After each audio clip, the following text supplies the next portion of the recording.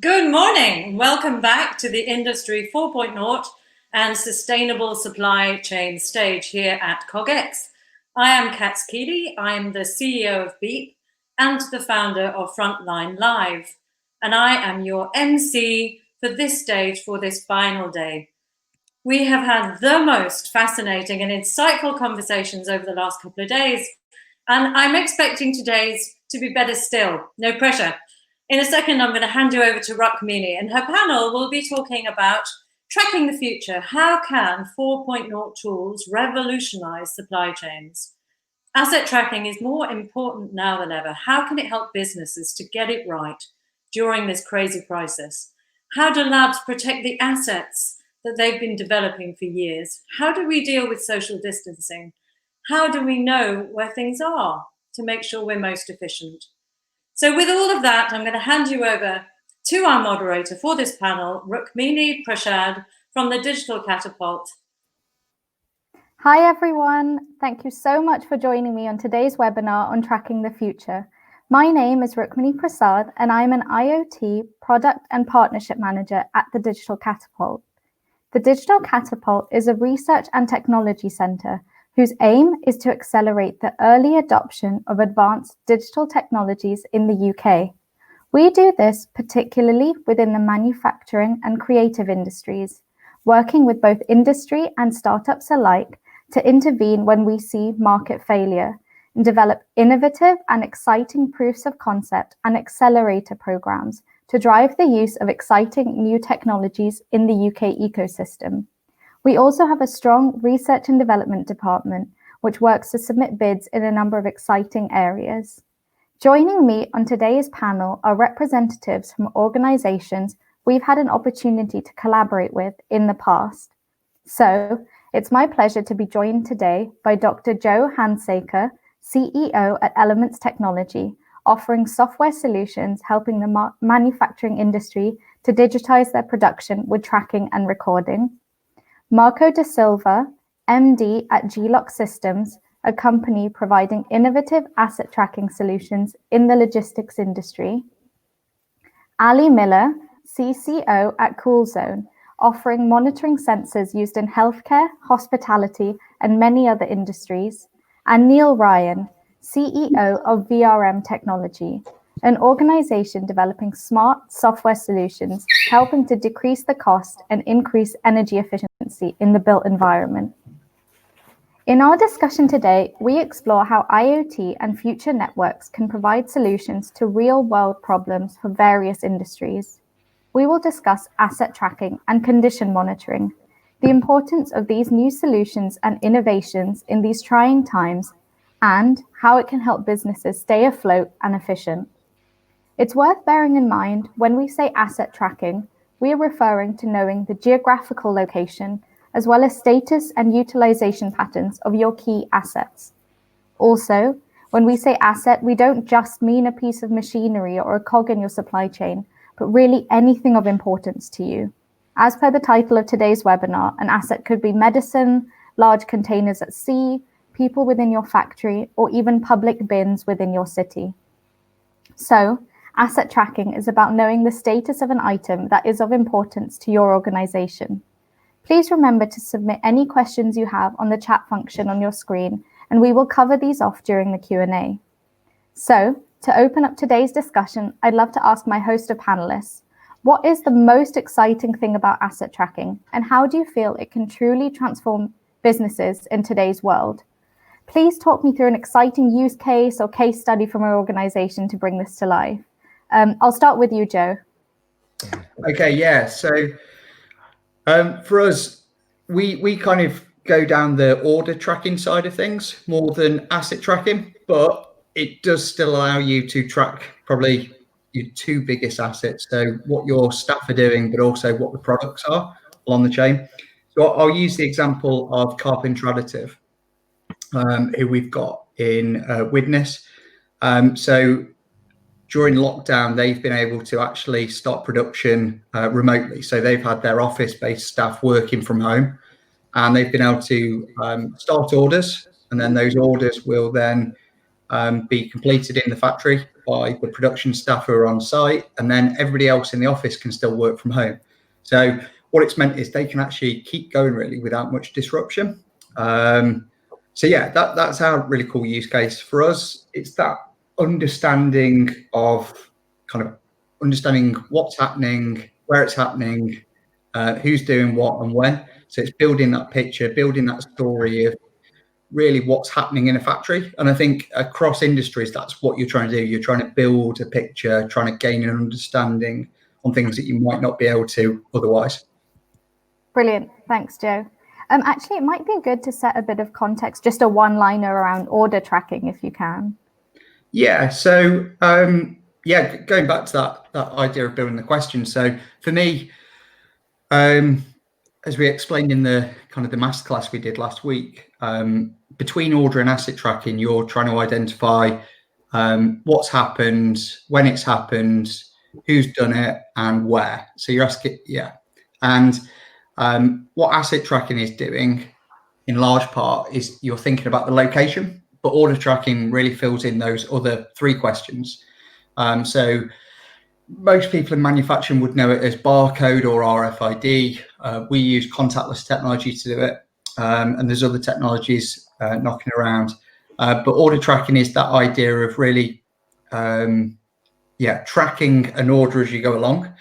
And in other industries, again, it's just completing that picture by adding extra information in. And it, in the most basic way, it means that you can historically look back and see what's been done. But now with digitalisation, it allows you to see what's going on currently. So it just allows you to gain that understanding of what's happening in your facility or in your facilities or whatever, really, depending on what your situation is. Brilliant. Thanks, Joe. I'll now go to Ali, please. Hi, I'm Ali.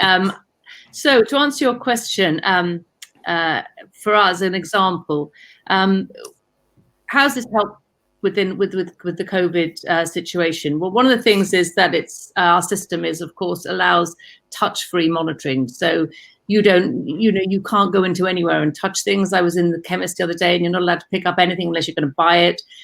So it allows you to monitor your devices without actually going anywhere near them, not even being in the building. So in terms of touch-free monitoring for safety, in terms of being able to monitor remotely from your home working environment, all your assets, then that's what our system does. It allows you to predict failure. It looks at your energy use.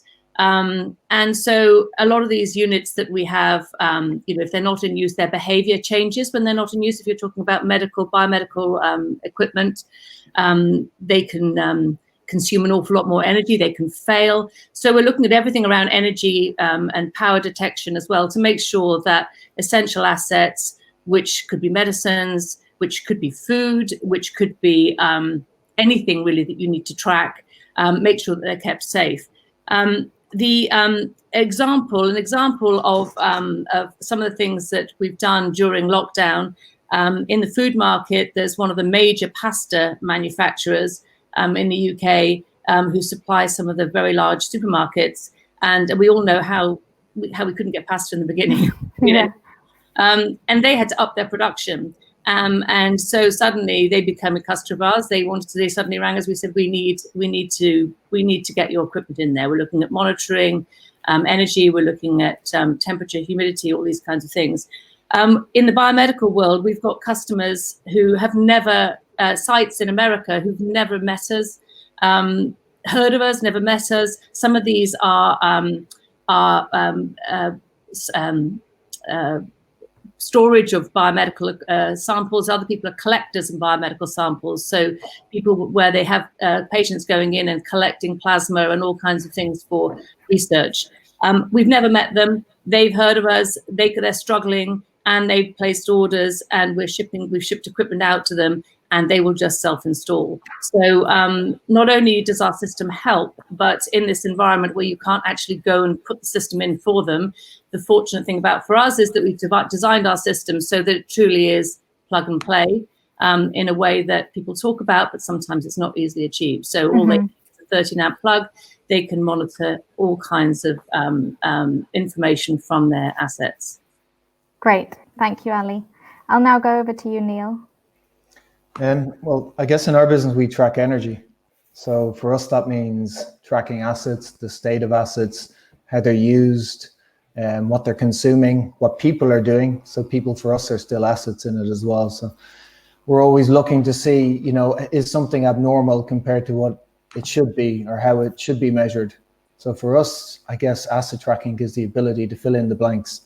So data that might not be there, data that might not be digitized already, whether you're just digitizing an asset that exists or you're adding IoT sensors on top to measure extra information about that asset, that's the sort of power that this suddenly creates, because now I can see trends, I can visualize the data, I can apply data science models on top of it. I can really see what my true operating costs are, my future costs, predictions about things that haven't even happened yet. And I can look back at old data from my assets to see what's likely to happen based on what happened then. Did somebody have to go out and fix things, etc., because my energy bills were too high? So for us, it's kind of the power that this data suddenly brings to life. And that's what's really exciting. And for our clients, their local authorities, always looking to lower their energy costs for their tenants. And they've thousands of properties out there. So this is something that brings it's a really exciting time for them and for us. Great, thank you. And last but by no means least, I'll go to you, Marco. Hiya.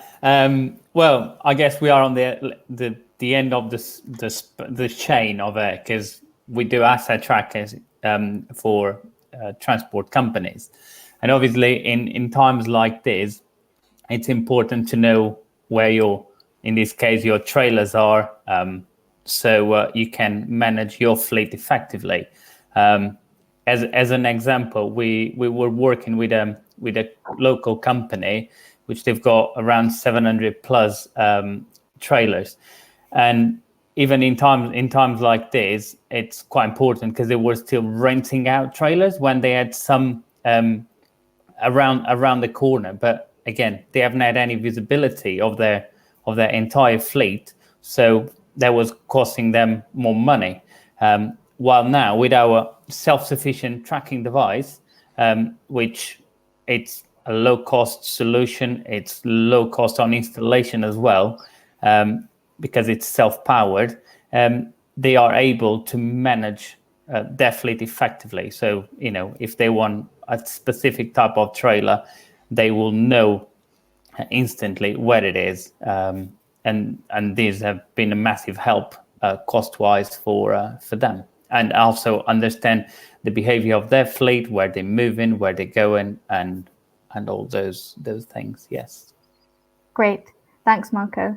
So I think one thing that's come up across those answers really on the board has been around customer experience and how it helps your end users, be that your direct customers, the local authorities, the medical supply chain, or even the end users of those solutions. So I'd love to hear a bit more about that. How does asset tracking truly make the experience for the end user better? So I'll go to you, Neil, and to you, Ali. So Neil, I'll head to you first. It's all down to each client, I think. So what are they trying to achieve? So is it a continuation of supply? So for instance, during COVID, less people can go and repair things, less people are available. And so remote diagnostics is something that's really important.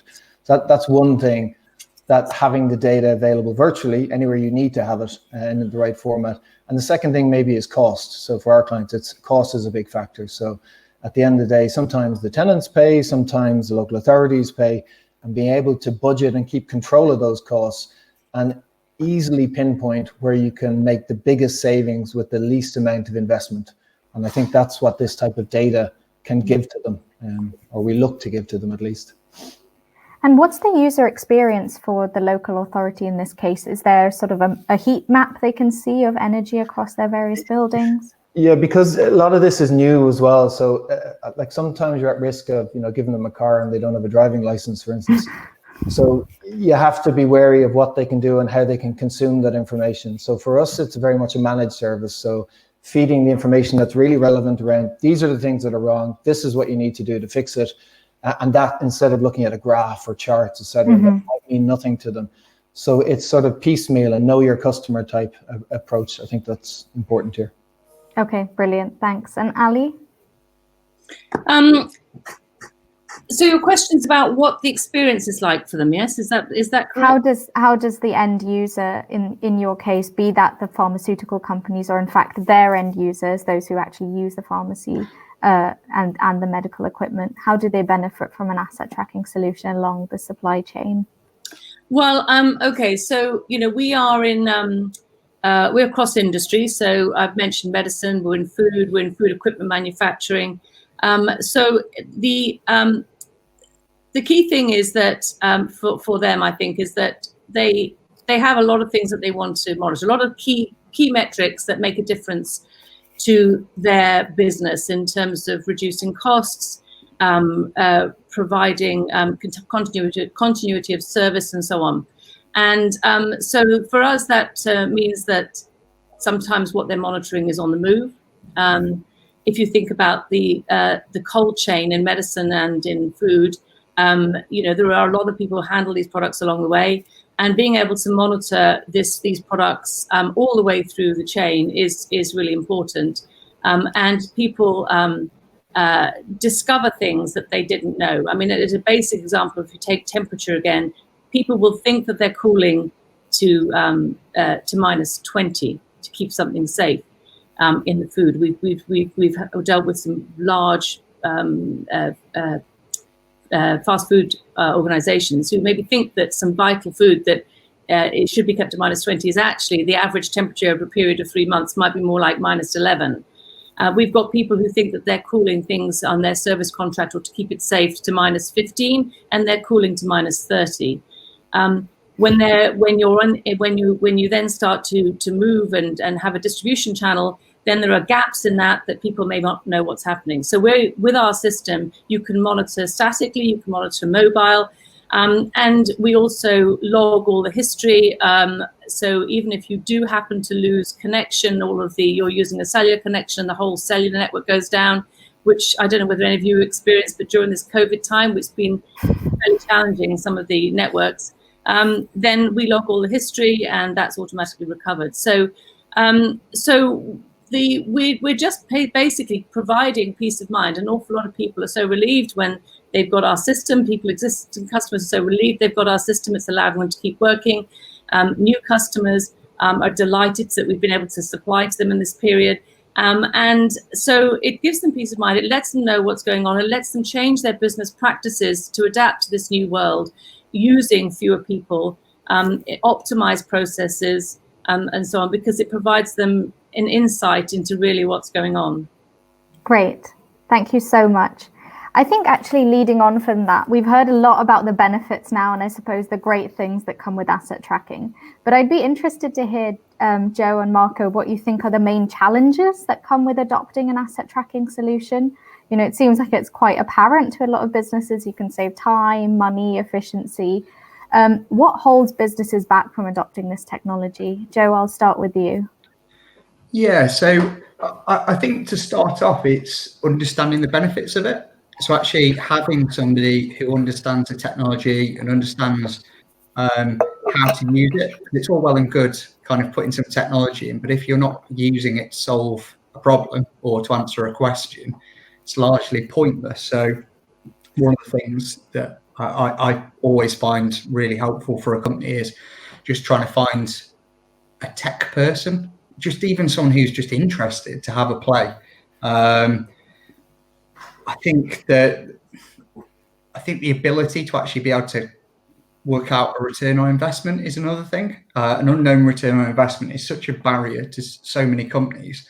So I think part of that is giving companies the opportunity to have a play around. So things like free trials, kind of trial periods. I think that allows companies to have a go, and from that they can then work out their own return on investment.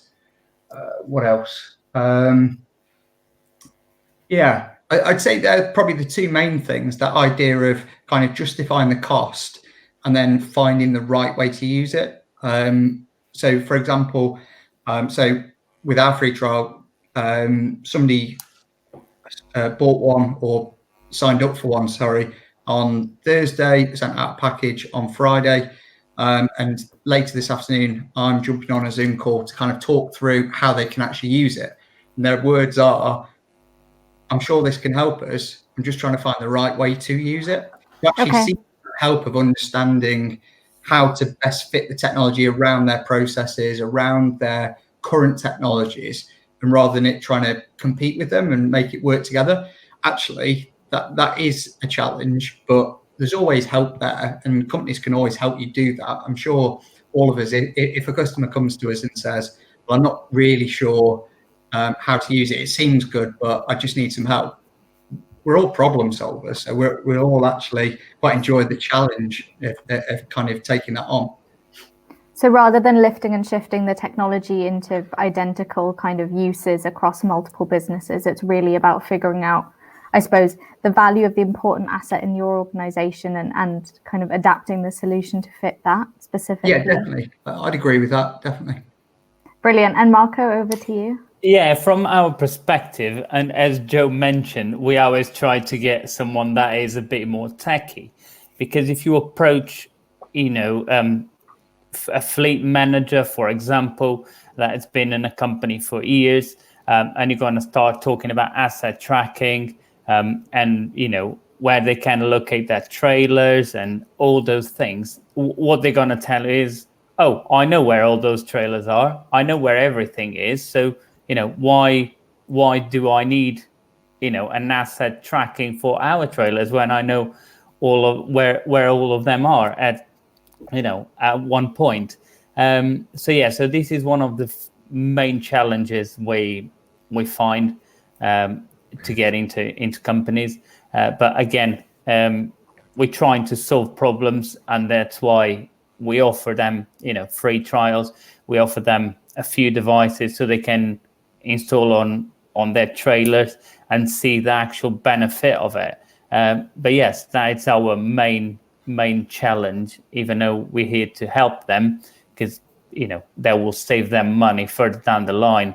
As the example I've mentioned, if you have 10 trailers and you don't know where one is, you're gonna rent out another one.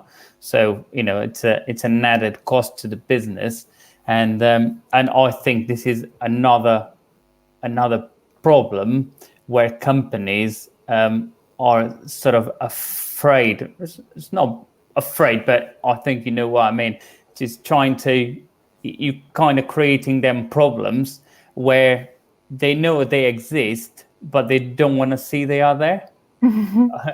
But that makes sense in a way. So we try to save, some money, to show them there's a kind of a problem in there for them, because they're spending more than they actually should. If they manage their fleet effectively, they would need to rent out that unit. So this is what our main issues with our asset tracking, and getting into customers, speaking with them to get out there. Great. To add to that as well, I don't know whether you found this, Marco, but often a company will say, we're trying to solve these problems, or we want to see these benefits, but there's so many intangibles that they're kind of unaware of until they have a play around. So it's like there's so many little bits of time wasted unnecessarily. Correct.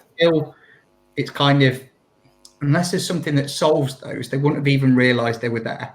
I'd say there's these big time wasting moments, and there's so many more little time wasting moments, and it's kind of, unless they've got the technology in front of them, they'll never know they even exist, because they're like, oh, normally I would have done this. And like for us, it's, oh, we would have spent like 5 minutes chasing this order around the factory just to find out where it's up to, and they're like, oh, I didn't realize that actually I'd be able to stop doing that. And yeah, for me, that's a big part of it, the intangibles. Yeah, we also have that with a customer, Joe, because if you imagine a trailer yard with, I don't know, 100 units, 200 units, and the customer tells me, oh yes, I know where all my assets are, they're all over there, and you just say, yeah, where is that specific trailer? Oh, we just get someone out there and see where it is. And what if it's not there? Where did you left it? That all those things that, where is we can add the real value to it, and there's your cost saving as well. Because a person going around the yard 2 or 3 times a day for about 2 minutes or 5 minutes, whatever time that is, at the end of the month, that person is clocking up a few hours where it could be a completely different task.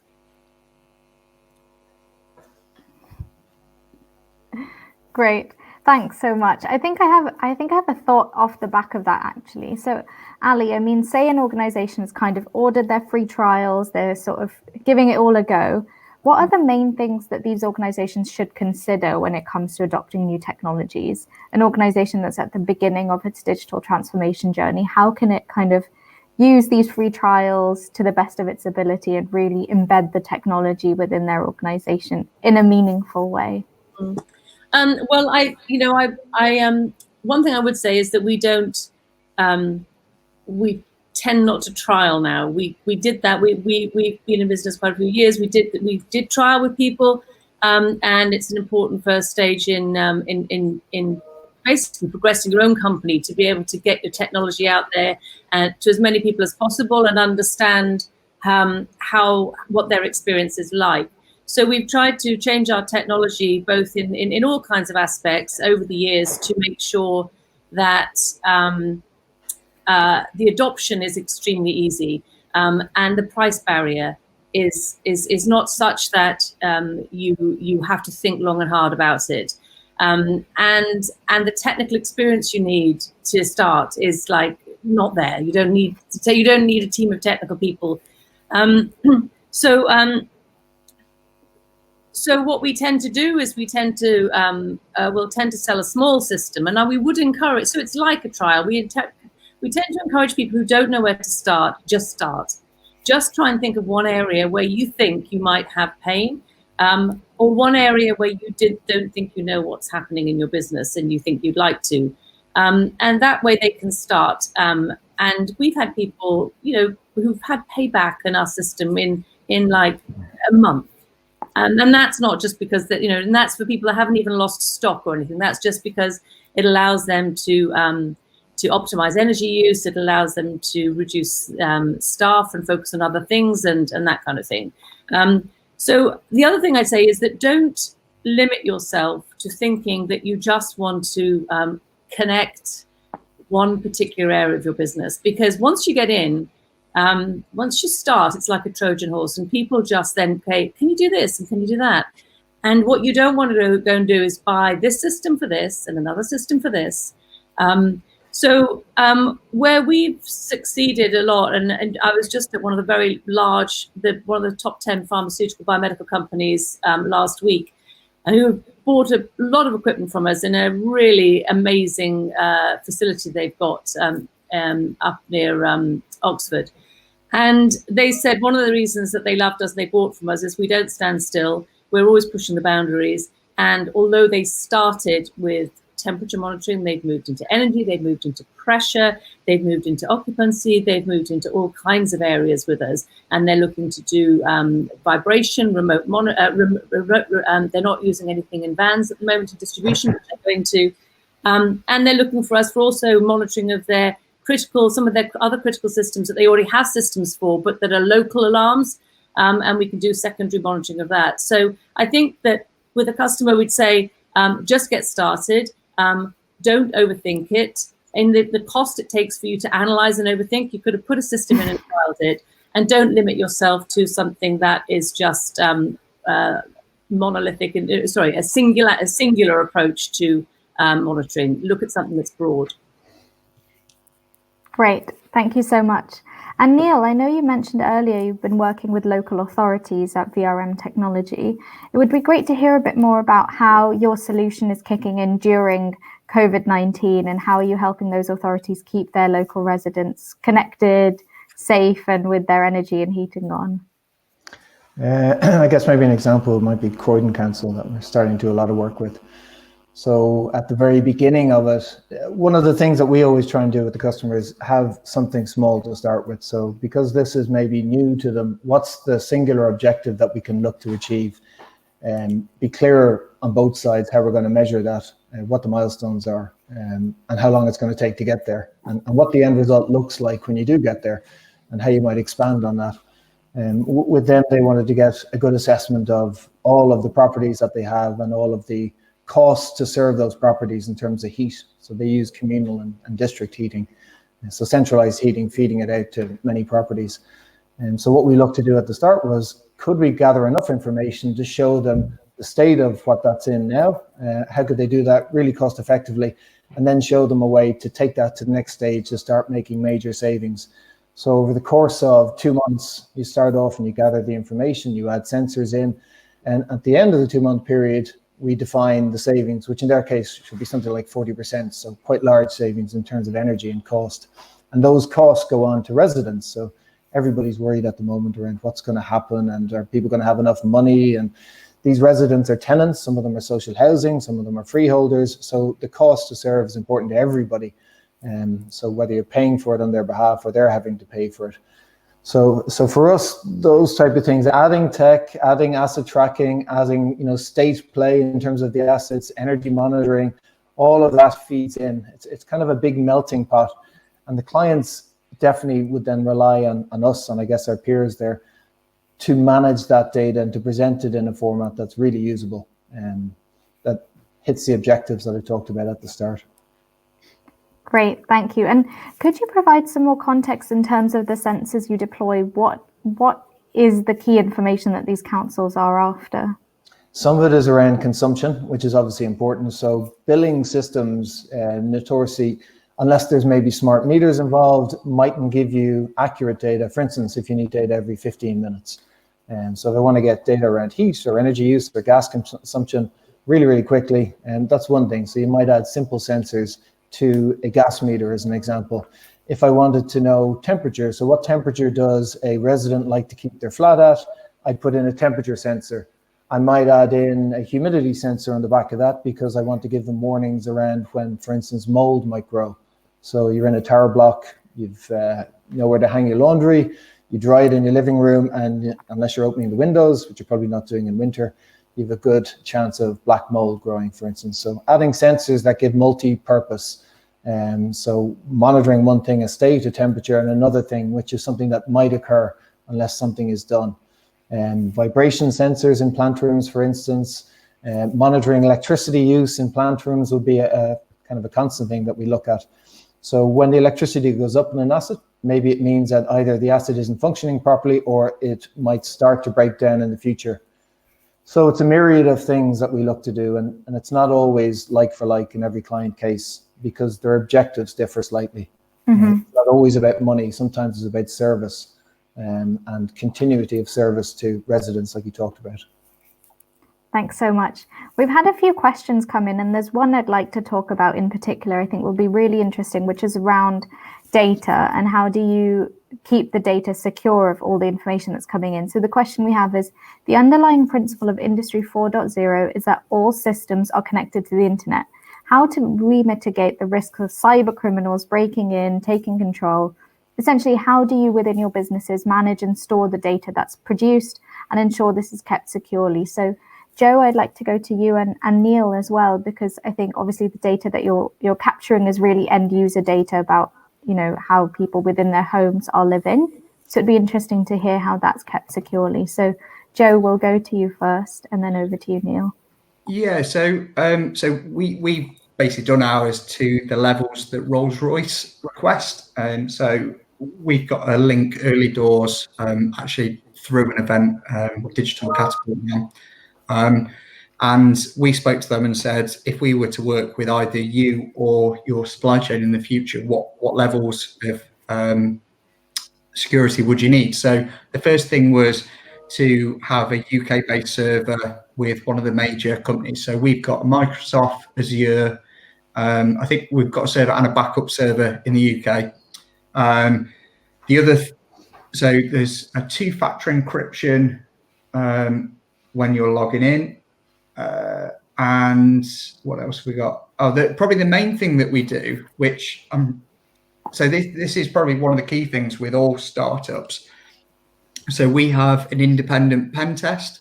So every single little bit of work, every time we add new features, we get somebody independently who tries to break into our systems and get the data.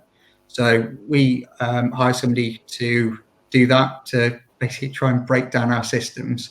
And then if there's any tiny little holes, then we make sure they're blocked and we are secure and we'll retest. So I think that's a key thing is that independent penetration testing, just making sure that even if there is a really, really smart teenager in a bedroom trying to have a mess around and try and break into people's software, that you've done everything you can to make sure that they can't do that. Obviously, standard things like HTTPS on the website, just lots of little things. I couldn't tell you the full details. That'd be for Pete.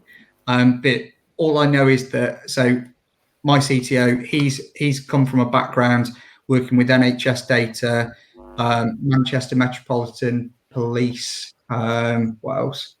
Banking data. So he did autoimmune systems on ATMs. So in terms of actually making sure our data is locked down, I couldn't be more confident. But yeah, we've got some pretty standard processes in place for that. Great. Thank you, Joe. And Neil, over to you. Same type of process, exactly, except we're on AWS. That would be the big difference for us. And I guess the thing that we spend a lot of time thinking about is the data that connects into our system. So if we're putting IoT sensors in, if we're connecting assets up, what is that data? And making sure it's anomalized so there's no link back to a person, try not to make a link back to a place. What type of devices do we use? Are they secure? Are they industry standard? If there's any new type of devices out there, we test them thoroughly. So lab testing first. How the comms before our servers happen. So we use LoRa networks, for instance, so wide area networks. So how secure are they? What is the network? Is that a shared network? Is it a private network? If it's a shared network, what do we have to do to put in place to secure the data along its path until it reaches us? And then when the data leaves us and goes to the client side, because obviously they want to enrich their own systems with some of this information, how secure is that path? Whether it's just secure FTP or it's an encrypted web service or whatever it is. So we're always worried around that, apart from just people hacking into us, which is obviously is a threat for everybody. But for us, we've been on AWS for 8 years. It's based in London, based in Dublin, and it's been great. It's helped us solve a lot of the challenges. Amazon themselves have been great, always stepped up in terms of overviews, recommendations, what we should do. And then working closely with device manufacturers, that's been key for us to learn how to really secure and lock down devices and put the extra effort into that. I think clients are willing to pay a little bit more to know that everything is completely secure. Thanks very much. And Ali and Marco, I had a question for you. How can organizations build a business case for asset tracking? So how can they take this, having gathered all of this information, to their board and say, let's go? Ali, I'll go to you first. Well, I think it's a little bit along the conversation that we just had earlier about, how to get started and so on. I think, we've had people go both ways. We've had people build the case. In fact, just as I've just had an email come through just while we've been chatting. Was a very large, the largest hospital research institute in one of the countries in Europe has just, going to the next stage of about to place a contract with us and have a few final minor questions to nail, which we'll do this week. And they started from very much a top-down approach. They did a lot of investigation, and then other people will start small, and then the business case. It's like then. I hate to use words, a bit like a virus, when you get in there, it just kind of worms its way through the organization because people can say, I want to do this, I want to do that. And actually having to build a business case kind of goes away because they're getting so much value from what they're doing to start off with, that the barriers kind of fall away.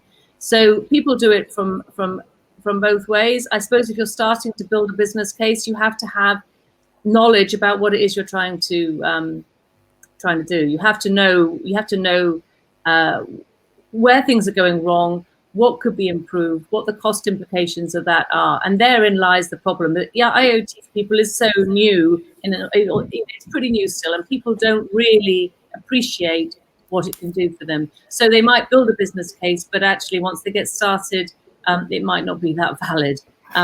So, you know, we've just been doing some work. We do work with food equipment manufacturers to connect things that are connect digital devices and connect devices that aren't digital, so that they can see what's going on in the field and do predictive maintenance and so on. And in those beginning of the project, I'd say that they didn't really know.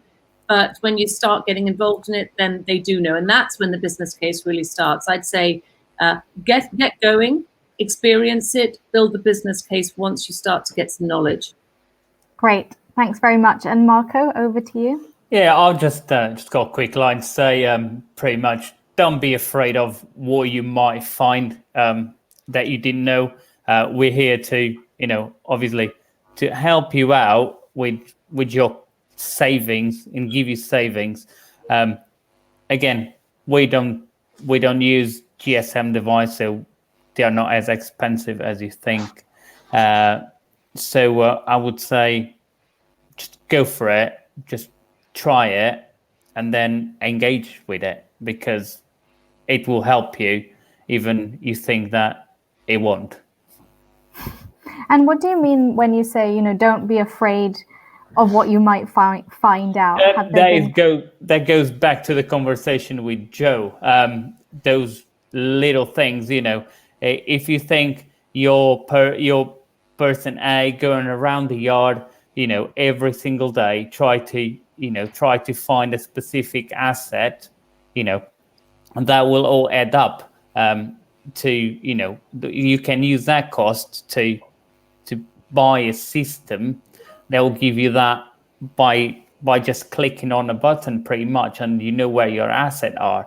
And I think people are afraid to find those things, because if you think that person has been doing that for the past 20 years, how much has it cost to the business, opposed to have a tracking solution which probably costs you a fraction of that person going around and find it. That's what I mean. Great. Thank you so much. So we're just coming up to time now. So I'll just say a big thank you to all my panelists today, and for all of you at home watching. Thank you so much for the questions you've submitted as well. So we've got a Q&A session coming up about 15 minutes from now. So there'll be a quick comfort break, time for a cup of tea. And then we'll regroup at about 11, and we'll go through some of the questions that have been submitted, which are really interesting. So hope you can stick around and join us for that. But in the meantime, thank you so much. And thank you again to the panelists. And I'll hand over to Katz now.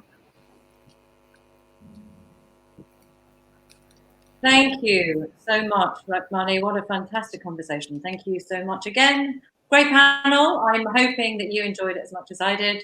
The Q&A will start in 15 minutes. Make sure you're there to ask any questions. Enjoy, and I'll see you back here at midday, when we'll be talking about one of my favorite subjects, the circular economy. What goes around comes around. I'll see you at midday.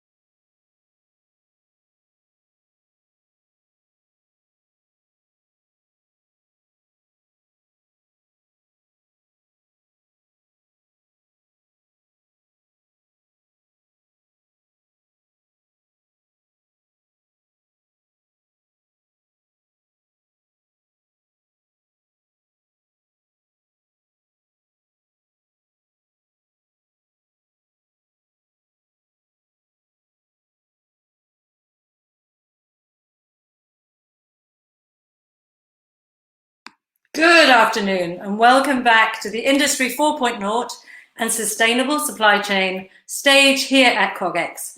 I am Kat Keeley, I'm the CEO of Beep and founder of Frontline.live, and I am your MC for this stage for this final day. It's been the most fascinating and insightful conversations over the last couple of days, and I'm expecting what's going to be happening just about now will be even better still, and I'm super excited about this next session. So this crisis has shone a big, bright light on the widening faults in the current system. It's shown that we need to fundamentally change the way we do things. We need to have a better balance between people, planet, and profit. We need to start thinking systematically. We are in this together, and that's not just another hashtag. So this next session is going to be about the circular economy 2030. How do we get our systems and supply chains to become really sustainable? And with that, I'll hand you over to Becky Clark, who is the Senior Digital Sustainability Consultant at Perform Green. Hello, everyone. Welcome to this session. I'm Becky Clark, Senior Consultant at Perform Green, the Smart Society Consultancy, and you're listening to the Circular Economy 2030 panel. I have the honour of setting the scene and introducing our wonderful speakers to you today, and we will have a great discussion this afternoon. So circular business models tackle the entire life cycle of products, challenging the decisions made in design, aiming to keep the resources in the economy for as long as possible. Now, why do this? Avoiding extraction and primary production, focusing on remanufacturing can help us all towards climate targets, net zero places, create jobs and professions, and lead us towards that more sustainable future, which is a hot topic right now with lots of potential for the new green industrial revolution for recovery. We've got a poll over to the side on how familiar you are with the concepts of circular economy and how familiar your customers are. It would be great to benchmark where you are in your journey, but don't worry, we will start with a few of the key concepts. Now, the speakers that we have for you today are all fantastically placed to give you perspectives on circularity and the benefits that it can have for our economy and the environment. I'd like to introduce our speakers one by one and ask them a question about their unique perspective on the circular economy. So please welcome to the stage Juan Jose Frejo, the Global Director of Sustainability for Brambles. Now, Brambles' circular business model perpetuates the sharing and reuse of the world's largest pool of reusable pallets and containers. They've recently been named the most sustainable company, receiving the highest score in the Dow Jones Barron's Sustainability ranking, rating them as the most sustainable company globally. Juan, welcome. Juan Jose, welcome. Thank you very much. How are you doing? So for those who might be in the early stages of getting to grips with this circular economy ideas, would you mind running through some of the basic concepts with Brambles as an example? Yes, it will be my pleasure. So yeah, probably we should clarify first, or we should define what we mean with circular economy for those of you who are not experts in the matter or who didn't have a lot of contact with it. It's a word that we use all the time lately, but what does it actually mean?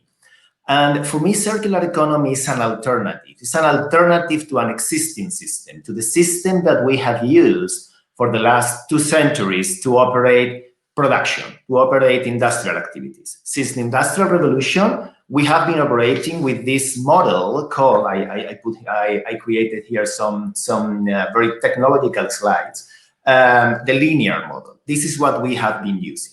A model based on this very basic structure. Take, make, dispose. We take resources from the nature, we make things, we make objects, and then when we don't want them anymore, we dispose of them. And the model has been incredibly successful. I mean, before the Industrial Revolution, some studies says that the average citizen in Europe could have a couple of hundred objects, that's it. Today, it's hundreds of thousands of objects that an average household has today. So if we are measuring in as the capabilities of producing, it's been phenomenal. But we've reached the limits. We've reached the limits of the linear system. Why? Because this system assumes that the Earth, the planet, is an infinite source for resources. You can take as much as you want. This take action is infinite. And also at the same time, it assumes that the Earth is an infinite landfill where you can put waste and waste and waste and nothing will happen. We know that that is not true anymore. the part of the input. For example, we have the big problems with deforestation and lack of natural resources in some areas. For the size of the output, many examples. Climate change with CO2 is one, but also if we talk about plastics and single-use plastic, you see that horrible island, 3 times the size of France, that we have in the Pacific Oceans, made out of waste. So the system is broken. We need to think differently, otherwise it will collapse. Circular economy is an alternative to this way of thinking. It's based on a concept, it's based on a model in which waste is forbidden. There is no waste, okay? Circular economy, if we have a problem with the inputs and with the outputs, why don't we close the loop? Why don't we make that the output, the waste, is actually a nutrient that we can put back into the system? That is the basic concept behind it. And I would like to say that this goes beyond the typical recycling. This is about creating business model and business operations and industrial activities that actually works. I always like to highlight the term economy in the term circular economy, because this is about creating profitable business models. And maybe I'm here today to also share with you that this is possible. There are models already, there are businesses already working there, like our business, which is operating in a circular way. I work for a company called Brambles, and that has an operating brand called CHEP. The next time you go to a supermarket, I would like for you to look at the floor and to look for pallets, and you will probably see some blue pallets. That's us. Pallets is a part of packaging, but pallets is an element of tertiary packaging, of industrial packaging. And today you need packaging to move things across the supply chain. And basically, you have a couple of options. You have 2 options if you want to use packaging. You can buy a piece of packaging, a pallet or a crate or a container, and then dispose of it linear when you have used it, or you can rent it. This is what we do. We give services on industrial packaging, specifically on pallets. We rent out pallets. So we give the pallet to a manufacturer, they put their goods on the pallet, it goes all the way through the supply chain until it reaches the supermarket, the distributor, the retailer. And then, because the pallet is ours, we don't sell it, we rent it out, we make sure that we collect it, we fix it if needed, and we give it to another manufacturer. A simple and very pure circular business model. And this is repeated over and over and over again. It's very simple. But now I would like for you mentally, now that you have this model in mind, to multiply it by 300 million units. This is what we do. Today, as we speak, there are 300 million units of reusable packaging that tomorrow they will be collected through our reverse logistics capabilities, traceability, and hopefully we will talk about that. And they will be used by another player. No? This is where the sharing economy and the circular economy comes together through this business model. So we've been doing this for years, even before the term circular economy was invented. And this is not so much about us, it's about bringing the idea and bringing the fact that this can be done. It is possible to build successful operating business models that work under this circular economy umbrella and concept. Yeah, fantastic. And I think what we're going to see a lot of in the future and hopefully now as well is that idea of packaging as a service, as the thing that you would normally buy as a service. So yeah, that's really fantastic, and we will definitely come back to that in a moment. I'd like to introduce Fiona Place.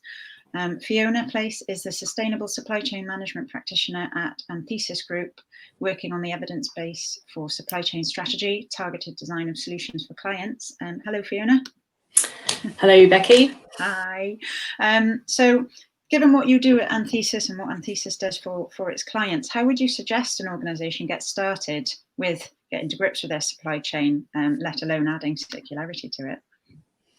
Yeah, excellent question, Becky. So I think, again, a little bit like Juan Jose, we start with the concept of looking at circular economy in the context of 3 elements. So looking at sustainable production, sustainable consumption, and effectively responsible citizenship. So what that means in practice is that we need to engage all points of the stakeholder ownership and life cycle of a production or packaging item. So effectively engaging along all nodes of the supply chain. So for us, critically, organizations need to map the supply chain to understand who the various actors are within that supply chain, the material flows right through from sourcing to manufacturing, onto distribution, and then critically disposal. And a lot of the work that we're engaged in there is to segment that supply chain. And what we really mean is to understand all of the different impacts that that product has right from the moment of design through to production and then on to end of life, to understand where action can be taken. So that might be considering the types of material inputs that you've got, where you may be using virgin materials, are there alternatives for substitution, etc., right through to looking at how materials are disposed of at end of life around repair, reuse, or recycling. So the first step is actually understanding who sits within your supply chain and mapping that out. And that's no easy task. For example, when we're working with clients in the apparel sector, we could be looking at something like 12 tiers of different actors, starting from the farmers, the agri-producers, sourcing, for example, cotton wool equivalent. Then it goes on to cleaning, processing, spinning, before it goes to weaving, dyeing, and then actually sort of cutting and manufacture of garments, and then distribution. And there are all of these opportunities along those nodes of the supply chain to look at effectively the types of materials that are being used, the durability of those products, and effectively how they can be disassembled at the end of the process to ensure that effectively those materials can be put to secondary uses, effectively secondary commodities. So, this is a complex requirement. And obviously we'll be exploring some of the digital ways in which you can support that process. But clearly getting to grips with understanding who's in your supply chain is a critical first step. Brilliant. Yes, thank you. Yeah, sounds as though communicating across the entire supply chain and, as you say, understanding who sits in it, the transparency around that is a great opportunity to introduce Jessie Baker. So Jessie is the founder and CEO of social enterprise Provenance. Provenance help leading consumer goods businesses like Unilever and Pernod Ricard to build brand trust through supply chain and impact transparency. Hi, Jessie. Hi, Becky. Hi. So it sounds as though we've touched on the need that you saw and how you stepped into that need, which led to your business Provenance. So how important is the availability and quality of data to a circular business model? Yeah, no, great question. I mean, for me, circular economy is a huge step change in the economy. I mean, it's a completely new model, as has already been well set out. And for me, that means we need to think about system thinking, to embrace the complexity that really is there with the circular economy. And for me, that's why I think at the heart of the solution of enabling it is data. Sure, we talk a lot about kind of innovation in materials and how vital that is in order to close the loop. But actually, I think the real important area for innovation is in how we share the information about those materials and create connected systems to be able to deal with the complexity. So yeah, Provenance has come from a background working in the food and drinks industry, mostly consumable products that luckily, if you've got a compost, are already designed to be circular. And so yeah, we really work with businesses to help them to be more transparent. And for us, that really means public disclosure of credible, comparable data that really can be trusted about products and where they come from. And so we've spent a long time looking backwards in the supply chain at the provenance, where things have come from, how they've been created. And actually, more recently, we've started to look holistically at not only where products have come from, but also where they end up, starting as a request from many of the food and drinks companies we work with to look at packaging. And then since then gone beyond that to work with businesses that are designing truly circular products that want to have the data trail to go along with their product, so that you can see exactly the materials that you're now a custodian of when you buy a product, but also can help facilitate the closing the loop. I think we forget how important it is that the consumers, the traditional consumers, are now going to become suppliers back into the system. And so creating that data link, which is often not there, particularly for many brands that sell through manufacturers, is absolutely vital in order to be able to help get those products back into the system, whether that's with the original brand and manufacturer, or whether that's through new infrastructure designed to take back in products. So yeah, we very much come from that point of view, helping create the open data systems in order to be able to enable a circular economy. Fabulous. Yeah, the message I'm definitely getting here is look at the whole supply chain, see who sits in the supply chain, the transparency around that, and let's add in some complexity here. So let's introduce Greg Lawton. So Greg is the co-founder of Nodes and Links, the world leader in applying complexity research to complex project delivery. They're actually up for 2 awards in this year's CogX Awards, the Best AI in Next Generation Infrastructure and the Best Innovation in Simulations, and have recently entered a global partnership with Mott MacDonald. So yeah, Greg, let's introduce complexity science and the perspective that you bring. So let's start with how we would define complex systems and how you would go about taming them. Beautiful, beautiful. Great to be here. So what I'm going to try and do is I'm actually going to try and make the complex simple here. And what I'd say is that complexity science is an emerging area of research that actually looks to quantify and explain the properties that we're just hearing from on the other panelists. So what is a complex system? So very simply, a complex system is one that has many components, and it has many interactions between its components, and those components behave in certain ways with each other, and that behavior can emerge as a system-wide behavior, and it's very, very difficult to know how the whole system's going to behave without looking at all of those individual components and having a look at all of those individual interactions. So a perfect example of this is the human cell, the human body. Another example is the financial system. Another example, which is where we sit, is in complex project delivery. So you have tens of thousands of activities across thousands of suppliers, across millions of assets, etc. And the most recent one, obviously, is the emergence of a pandemic from what started obviously as a patient zero, which is an individual infection. Now, the easiest way to conceptualize all of this is thinking of it as a network. It's a network of things. So to bring in the perspective of the other panelists, so Juan, you were talking about, the movement of a pallet throughout the supply chain. Well, each node would be a place where that pallet ends up, and the link would be the travel between them. Bringing in Fiona's view about mapping all the movements of all the products in the supply chain, and then you've got your integrated network.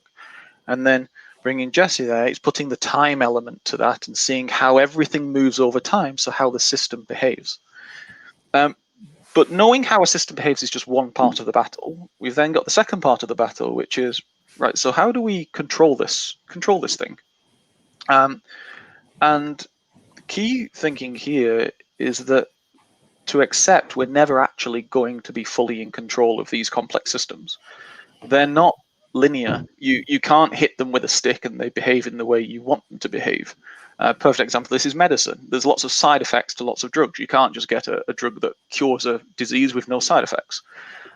Now, what we can do, though, is start to map them and understand them to understand how we can use emergence in our favor. So a perfect example of this is, Juan, if you're incentivizing people through the supply chain to use your reusable system rather than, buying and then disposing financially, for example, that is an incentive that causes a change in behavior. And I'll just end with a couple of terms that if you ever hear these terms, generally it means that someone is talking about a complex system. And these terms are obviously complexity, emergence, resilience, and resistance. And those are two all of us have heard on the news in the last couple of months, and are very, very critical to what's going on around the world now. So with that, I'll hand back. Yeah, thank you very much. Right. Hello, everybody. We're all in this together. So thinking that endpoint of resilience, and perhaps a business or organisation listening to this and thinking, okay, sounds interesting. I get why a person would want to do this, why a business would want to move in this direction.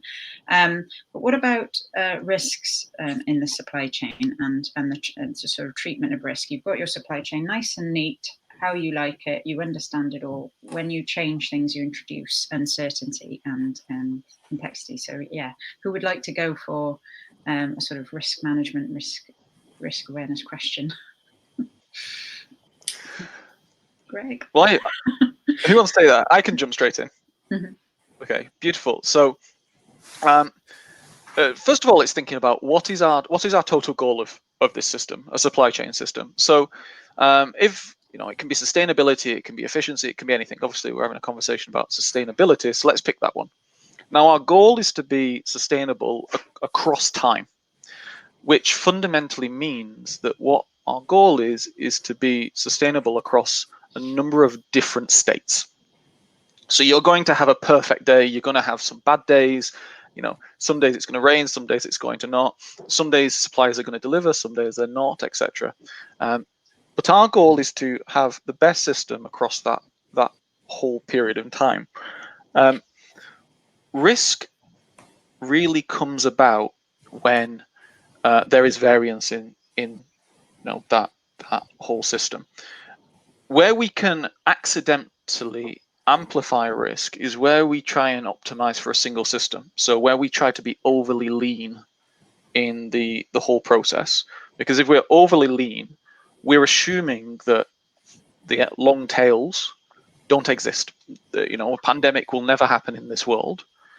And what we fundamentally do is we decrease the resilience and resistance of the system to actually withhold shocks or recover quickly from shocks. So one of the key thinking now in complex systems thinking and supply chain, etc., is where's the optimum point of leanness?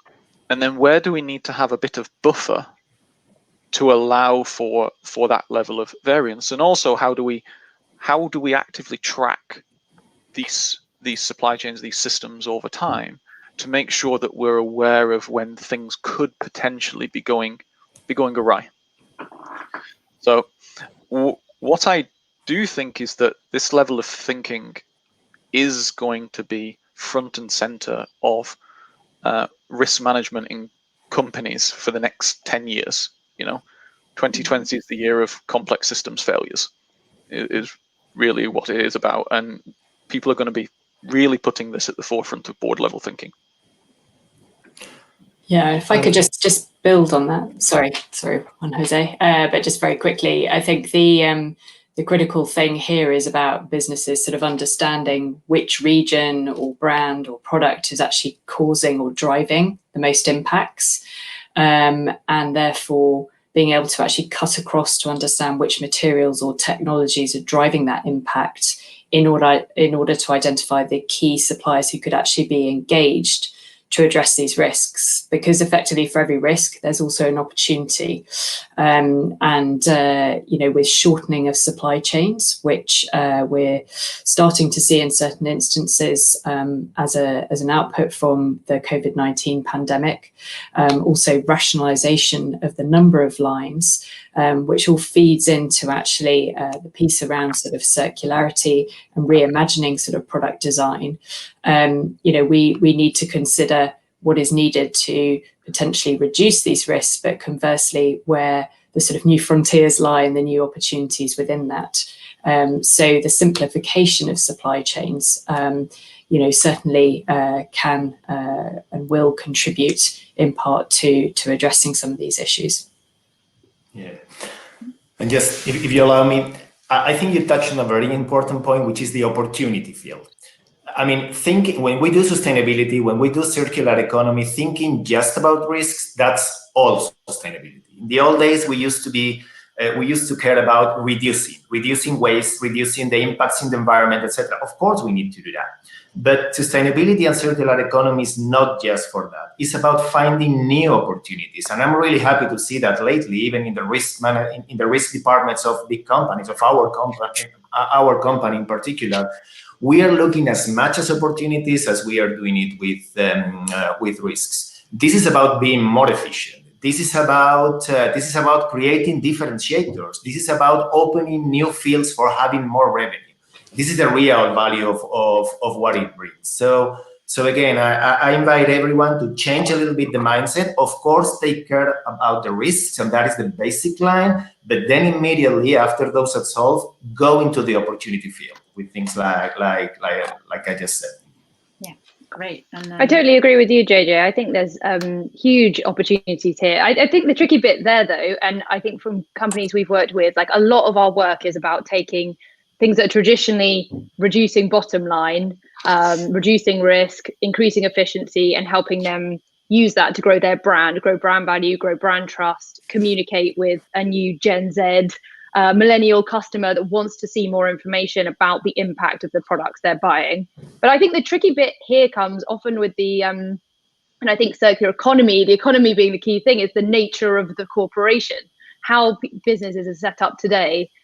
Sure, at the top there is one P&L, but the whole business below that is separate P&Ls. And doing things like circular economy initiatives are not just about reducing risk and reducing and increasing efficiency. They are also about appealing to a whole new type of customer and being relevant to them, which means collaboration across departments, departments that may never even spoken to each other, which I think requires a fundamental shift in how companies operate if we're really going to respond to this. Yeah. Definitely, yeah. Ending that silo thinking, and instead having a horizontal, everyone is working towards the same goal. Interesting question here from the audience. So Toby asks, which part of the supply chain are moving fastest to a circular model and which the slowest? Juan Jose, from a practical point of view, perhaps you could answer this one. I can tell you that definitely in the packaging area, I mean, if we talk about the industries, everything that is linked to a consumer, and in particular the packaging area, is under a revolution. It has to be circularized, and we are experiencing the nice pressure of having to be more and more circular. But that is if we talk about different industries. But if the question is about what segment of a whole supply chain, I will say that the question is not completely correct, or maybe I think that if you want to really become circular, you cannot circularize just one small segment. No, I wake up in the morning and I said, I'm going to be circular with in my small world. No, probably what you will be doing there is waste management, which is something different. I have some waste and I want to know what I do with it. It has to be the whole supply chain. It has to be the whole supply chain. It has to be systemic, and I cannot stress since the very beginning, since the design of the product to all the steps to what happened at the end of life of that product, because it has been designed and used in a way that had that holistic view. So I would say this is for me the North Star when someone wants to become more circular, to start a new business model. Think systemically from the beginning to the end. Otherwise, the reach that you can have, the impact that you can have, it will be quite limited. And maybe if you allow me, in all of this, there is always that, in my experience, is always forgotten, in this systemic view with it, which is the reverse logistics. Apart from thinking systemically, having this great idea on the new material, that will revolutionize the world, etc., this new product that no one think of.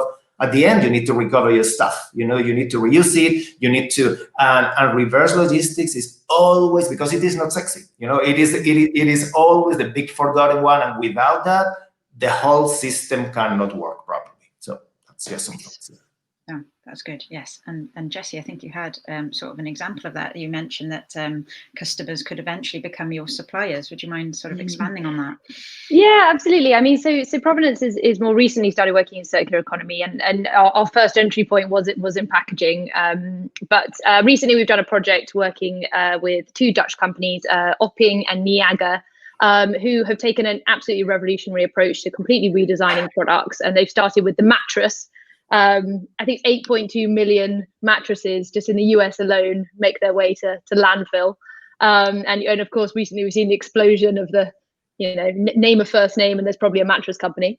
And so, yeah, they've done a fantastic job completely redesigning that product for Take Back. And we've worked with them in order to make the supply chain fully transparent and also create that link between the product and the end consumer of the product. But I think this throws up actually really exciting opportunities, not only for the customer, avoiding waste and buying from a company that's really taking care of materials, but also I think it raises an interesting dynamic now between the customer and the supplier.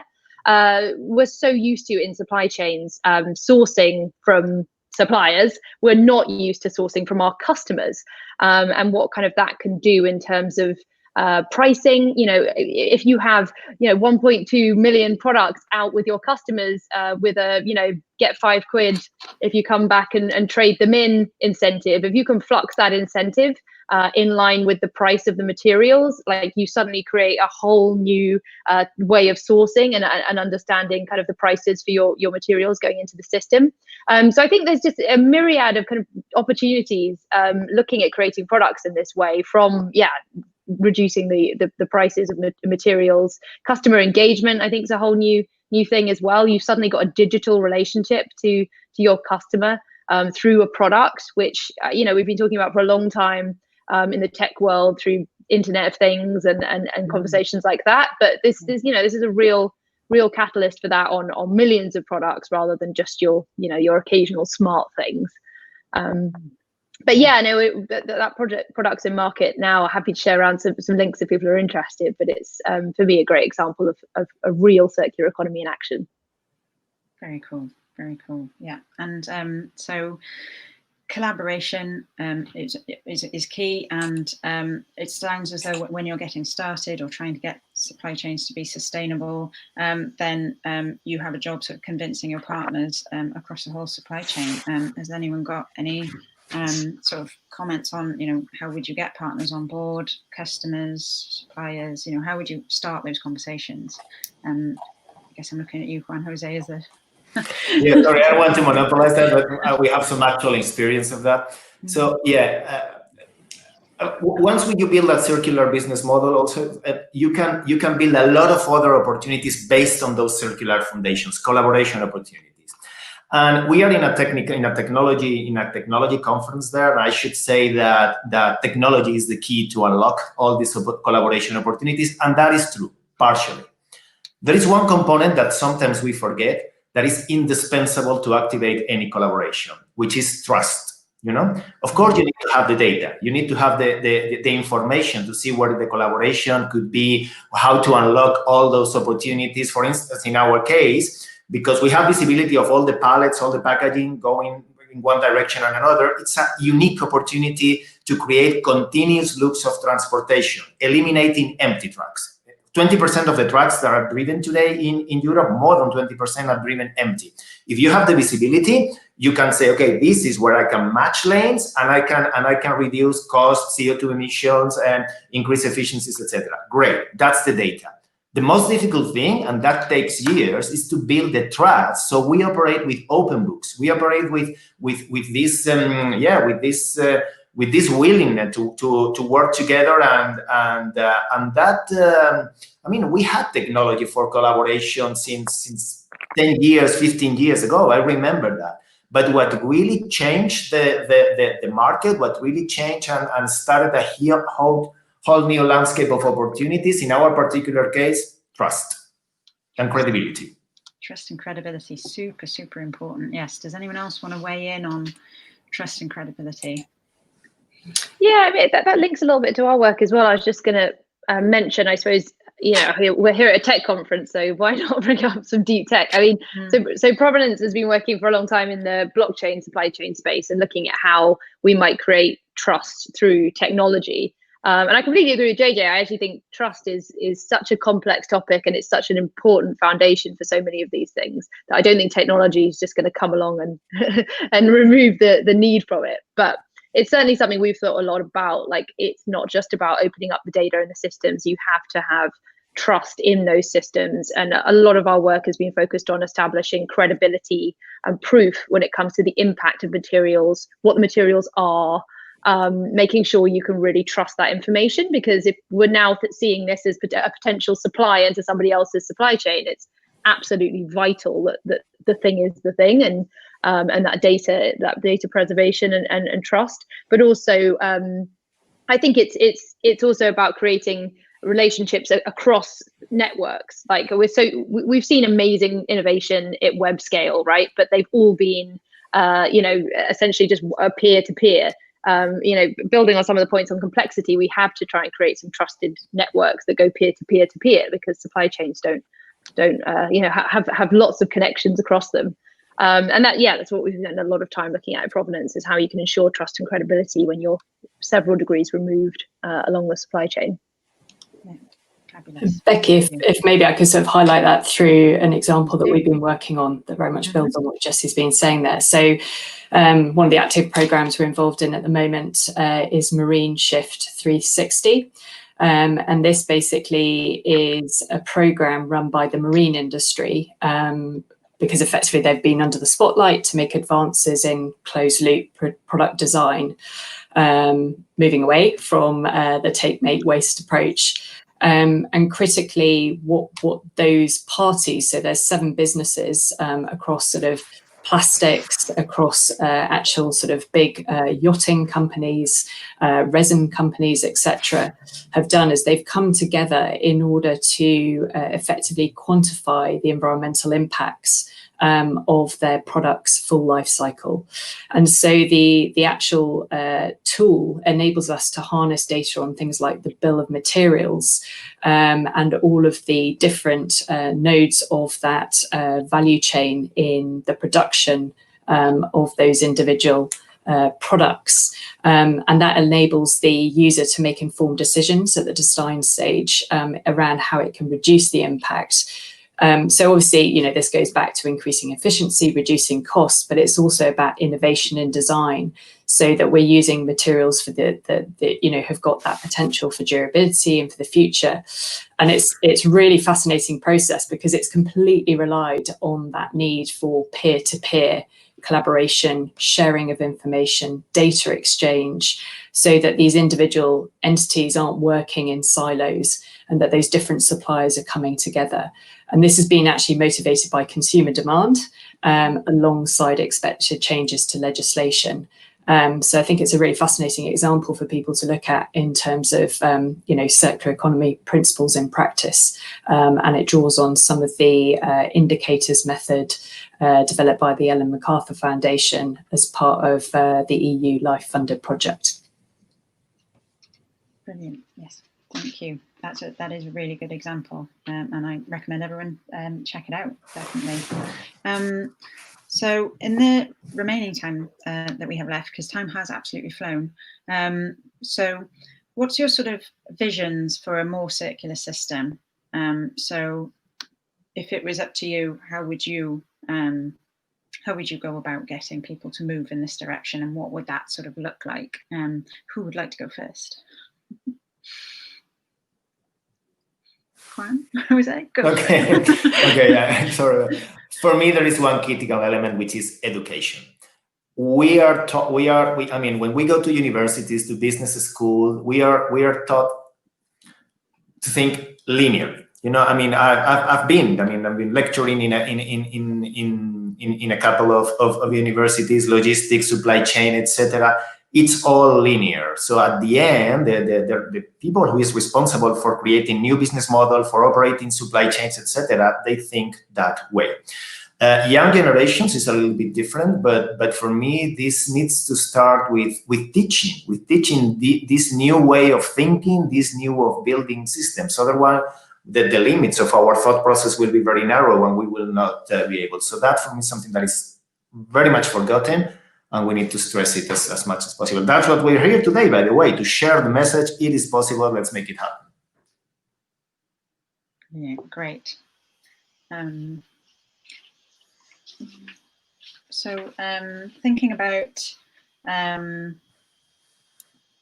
moving on to a slightly different topic, I guess, is if you've managed to map your network, Greg, would you mind answering how you would go about sort of using complexity science on that network to make it better, to test it, I guess, and to go from Sure. there?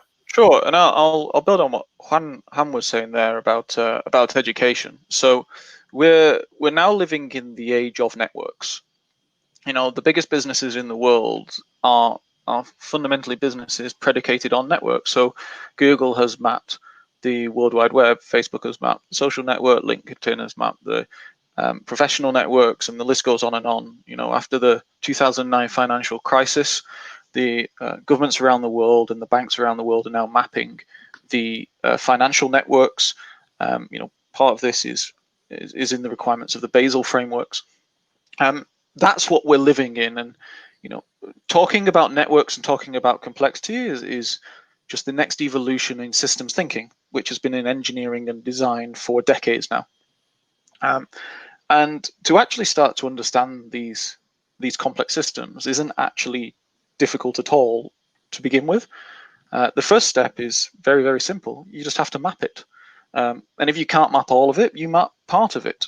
You take a stab and you see what you can get done. So, following a pallet all the way through to the end, looking at how the whole supply chains interconnect, and also looking at things like people and relationships and how the social network embedded on the business network can relate themselves. And then the second step is, again, quite simple in reality. It's scenario testing. So you make hypotheses. You say, well, what if this happened in the world? And I now have my test network and I can play around with that. And then I'll say another, what about this other scenario? And what about this other scenario? And by performing just some simple scenario-based testing, you can get actually quite an insightful view about how the network is going to behave over time. So if I wanted to look at a sustainability network, I could think about, well, what if certain people in the supply chain behaved a certain way? Right, well, let's just have a think about that. And then the final thing to do is to, how do you actually put decisive action on these networks? Well, there's really only 2 or 3 top-level strategies that you can do. One is you rewire them. So, you build a new internet data center to put redundancy in the system, for example. Or in the capital infrastructure projects world, you choose a new build strategy. So you can create more resilience and robustness that way. If you can't rewire them, or rewiring has hit a certain limit, then what you can do is give more resources or place focus to specific nodes within the network. So, we can think about disease control or pandemic spreading. Like there's a lot of checks now at airports, but there isn't a check in your local supermarket, for example, because that is a key point of the transportation network. And with those basic strategies, almost any business can actually really start to get to grips with its local environment and the network that it's dealing with. Brilliant, thank you. Yes, great response, and thank you all for sitting and chatting with me. And hopefully the audience has managed to catch some key takeaways about thinking about waste that is in a product process differently, not as waste but as a nutrient into the system, and that collaboration really is key to this, and understanding behaviour, building in resilience into the supply chain as well. I would like to thank you all. Thank you ever so much for attending today, and thank you to the audience for listening. We are now going to take a short break, and then we will be in the Q&A breakout session. So the questions that I haven't gotten around to on the side, we will take those into that session. So I will see you very shortly. Thank you.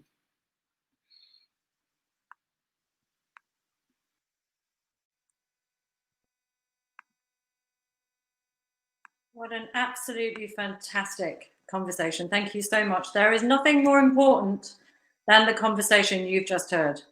Watching the live data as the pandemic spread across the globe left us no doubt we are all part of a connected hypercomplex system, that little blue dot. Every action has a reaction, and that reaction has a reaction. And as we were saying in the green room before this panel, it makes no sense at all to wait for someone else to change things. It's our responsibility to be informed, to really understand the decisions we make, whether that be in businesses or as consumers. It's our job to make sure that we're using technology for good. The opportunities for brands is immense. Doing good is good business. We need transparency to map open data. And the foundation of all of this is to build trust and resilience into our systems and frameworks. We need to try, test, fail, and try again. Remember, everything can always be better, always. So let's make sure that the new normal is a better normal. And with that, let me hand over to the Q&A.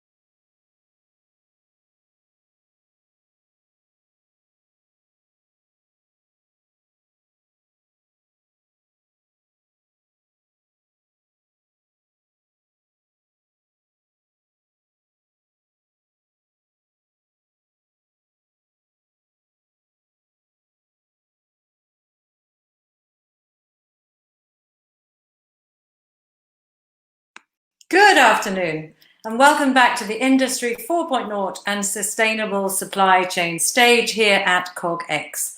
I am Kat Keeley, CEO of Beep and founder of Frontline.live, and I am your MC for this stage, for this final day.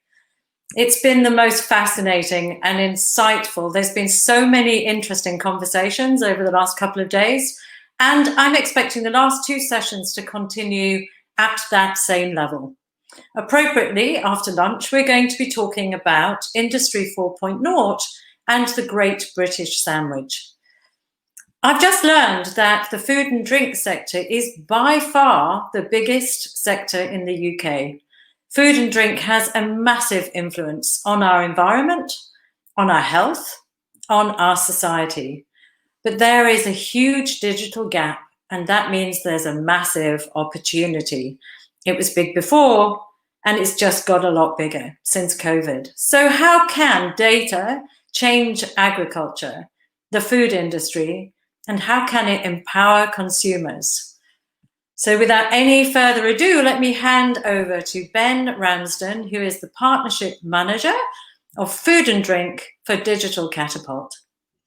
Thanks very much. And yeah, we're delighted to talk to you today about the opportunities presented in the food and drink sector. It's a multi-layered, complex and resilient, intelligent system, which in recent times has proven itself to be resilient to shock. But what are the opportunities for advanced digital technologies to unlock these benefits?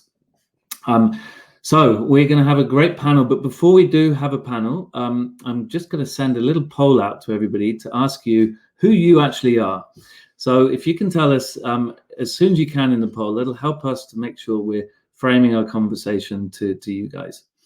So on our panel, I'm very excited to be joined by three fellow panelists. We have Simon Pearson, who's the founding director of LIAT, the Lincoln Institute for Agri-Food Technology at the University of Lincoln.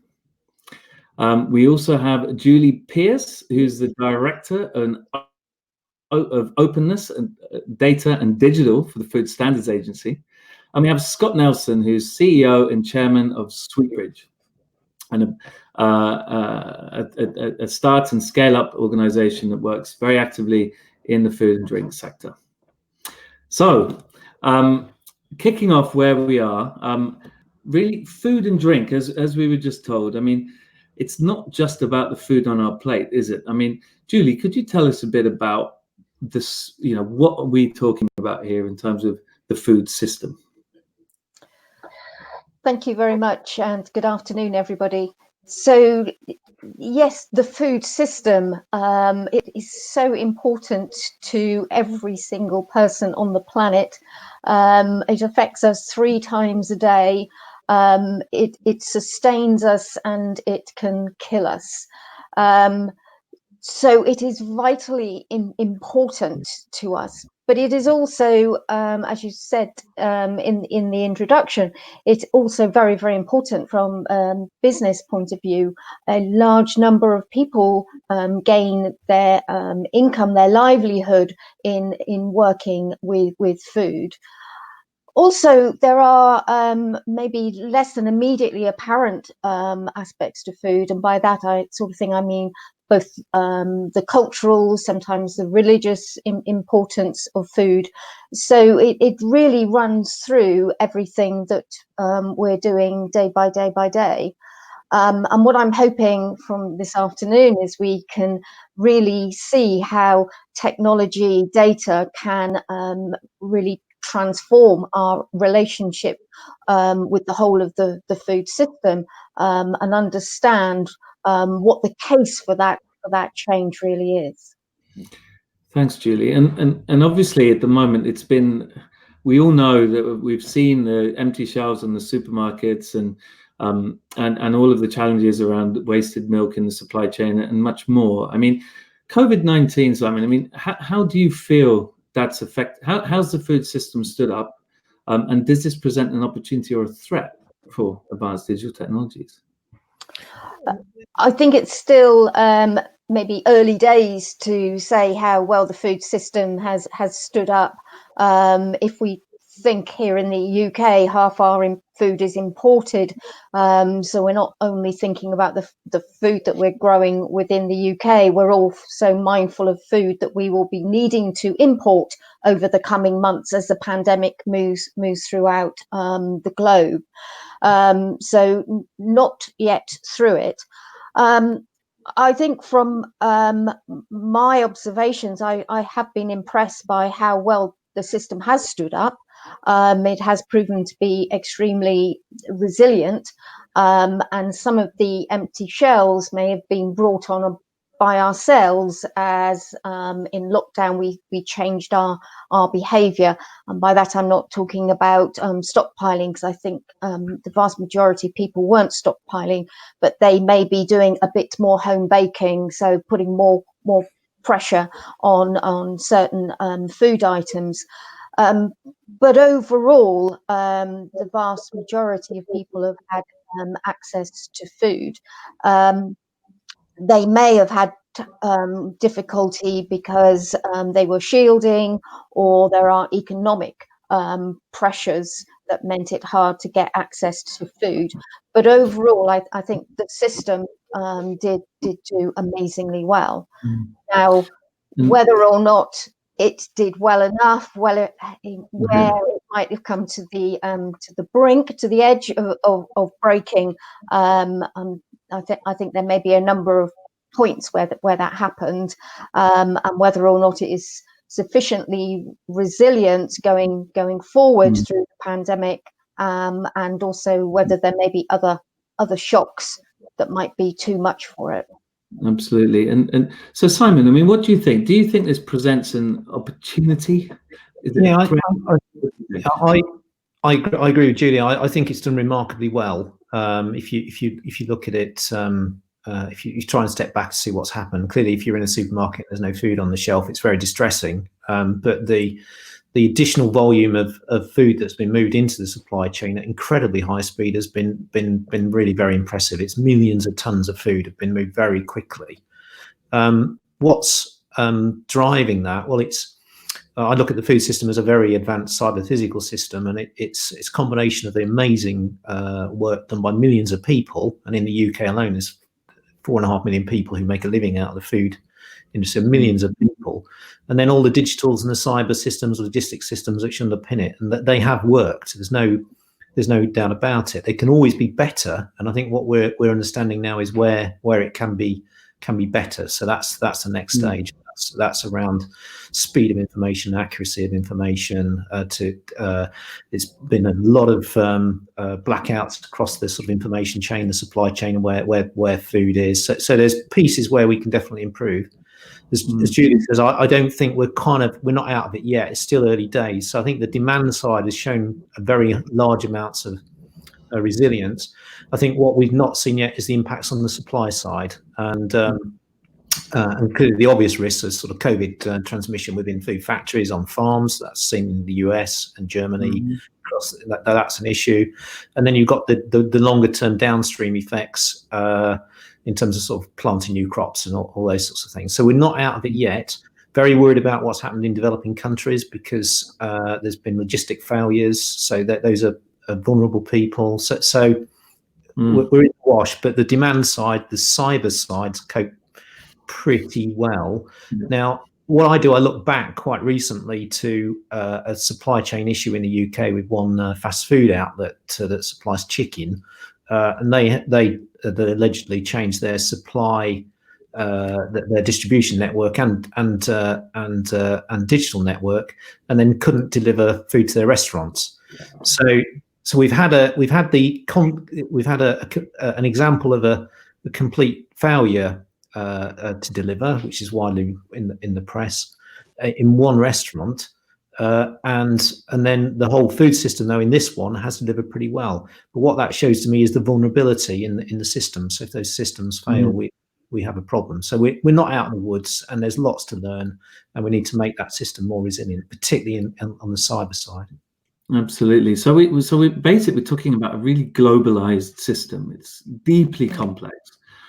It's also highly politicized, obviously, as we highly political, as we know, just by what's been happening in the last few months. And Julie, as you mentioned, is very cultural and connected to who we are and the diversity of it in terms of the whether it's a small kebab shop or a massive global retailer, everybody's connected through this system. I mean, Scott, so given this complexity and given the robustness that the system has proven itself at the moment in light of COVID-19, even though there are some gaps and we're not yet out of it. I mean, Scott, what do you think is has COVID-19 presented an opportunity? Has it for businesses? Is it strengthening or weakening the business case for advanced digital technologies? Well, it's going to strengthen it in the end, because even though the food supply chain has done very well, the opportunities for it to do better are significant.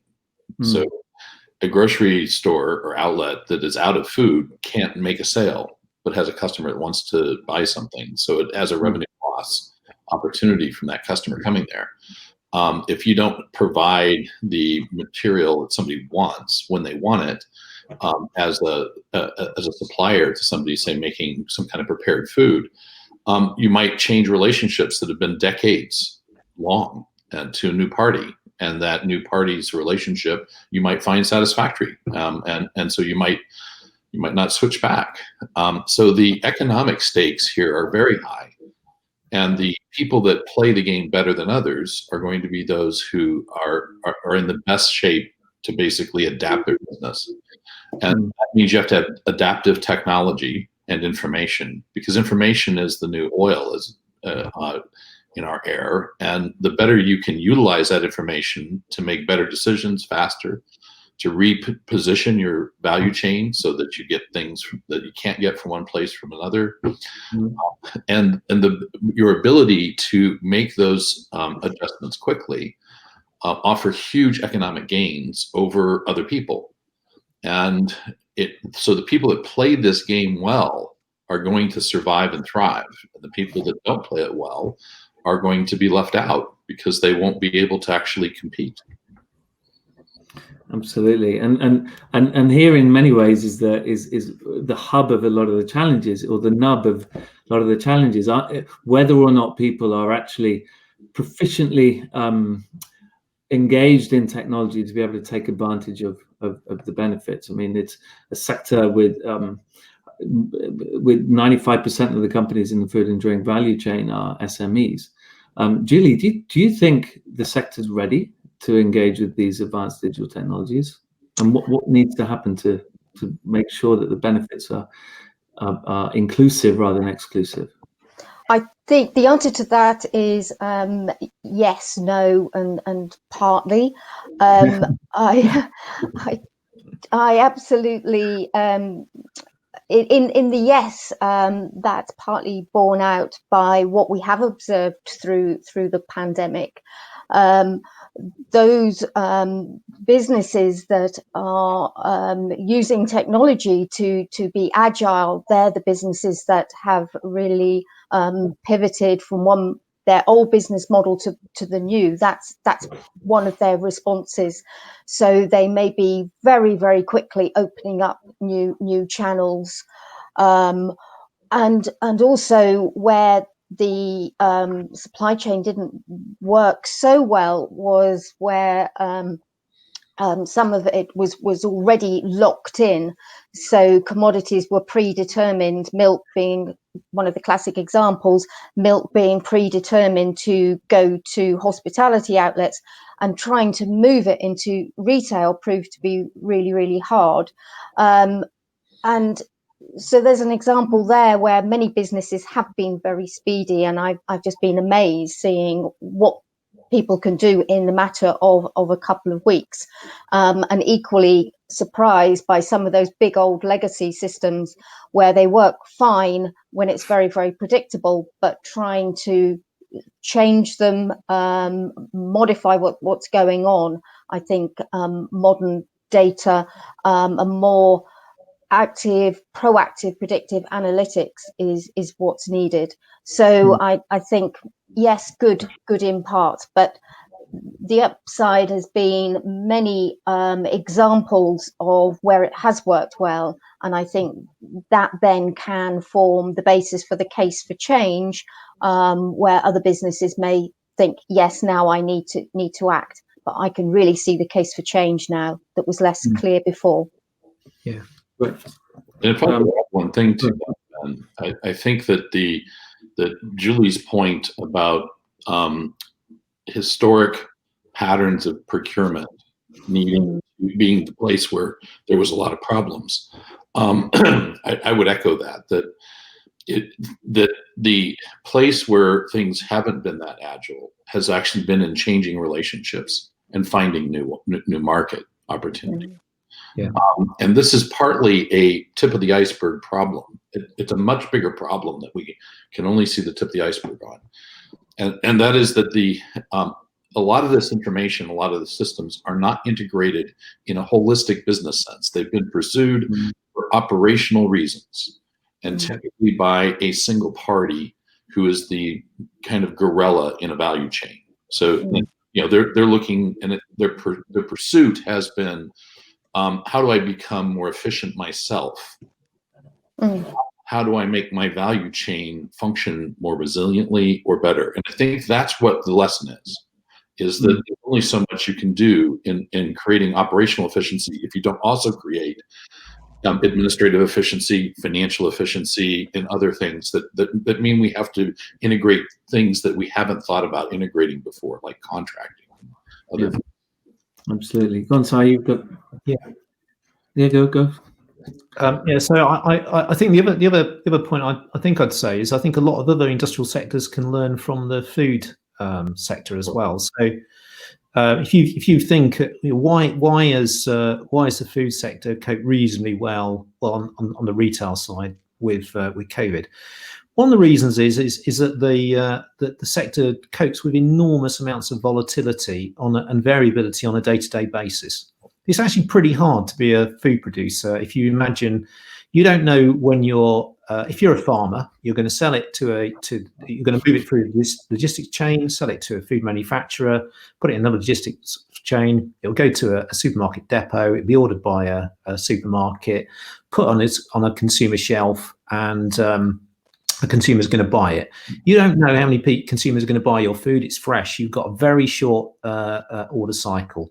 Very, very hard to predict what's going on at that end.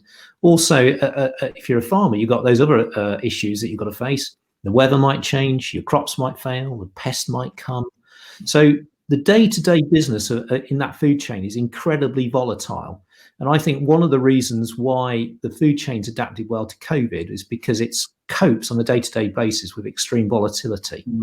Now, I think if we can digitize that and get that working, that's a great place to be if you want to put digital technology in any other industrial sector. I'm sure there are other ones, but I can't think of a more volatile industry to play in with digital as an example. So it's a great place to be to start your tech, and then you can move it, I think, to other sectors. I would hope.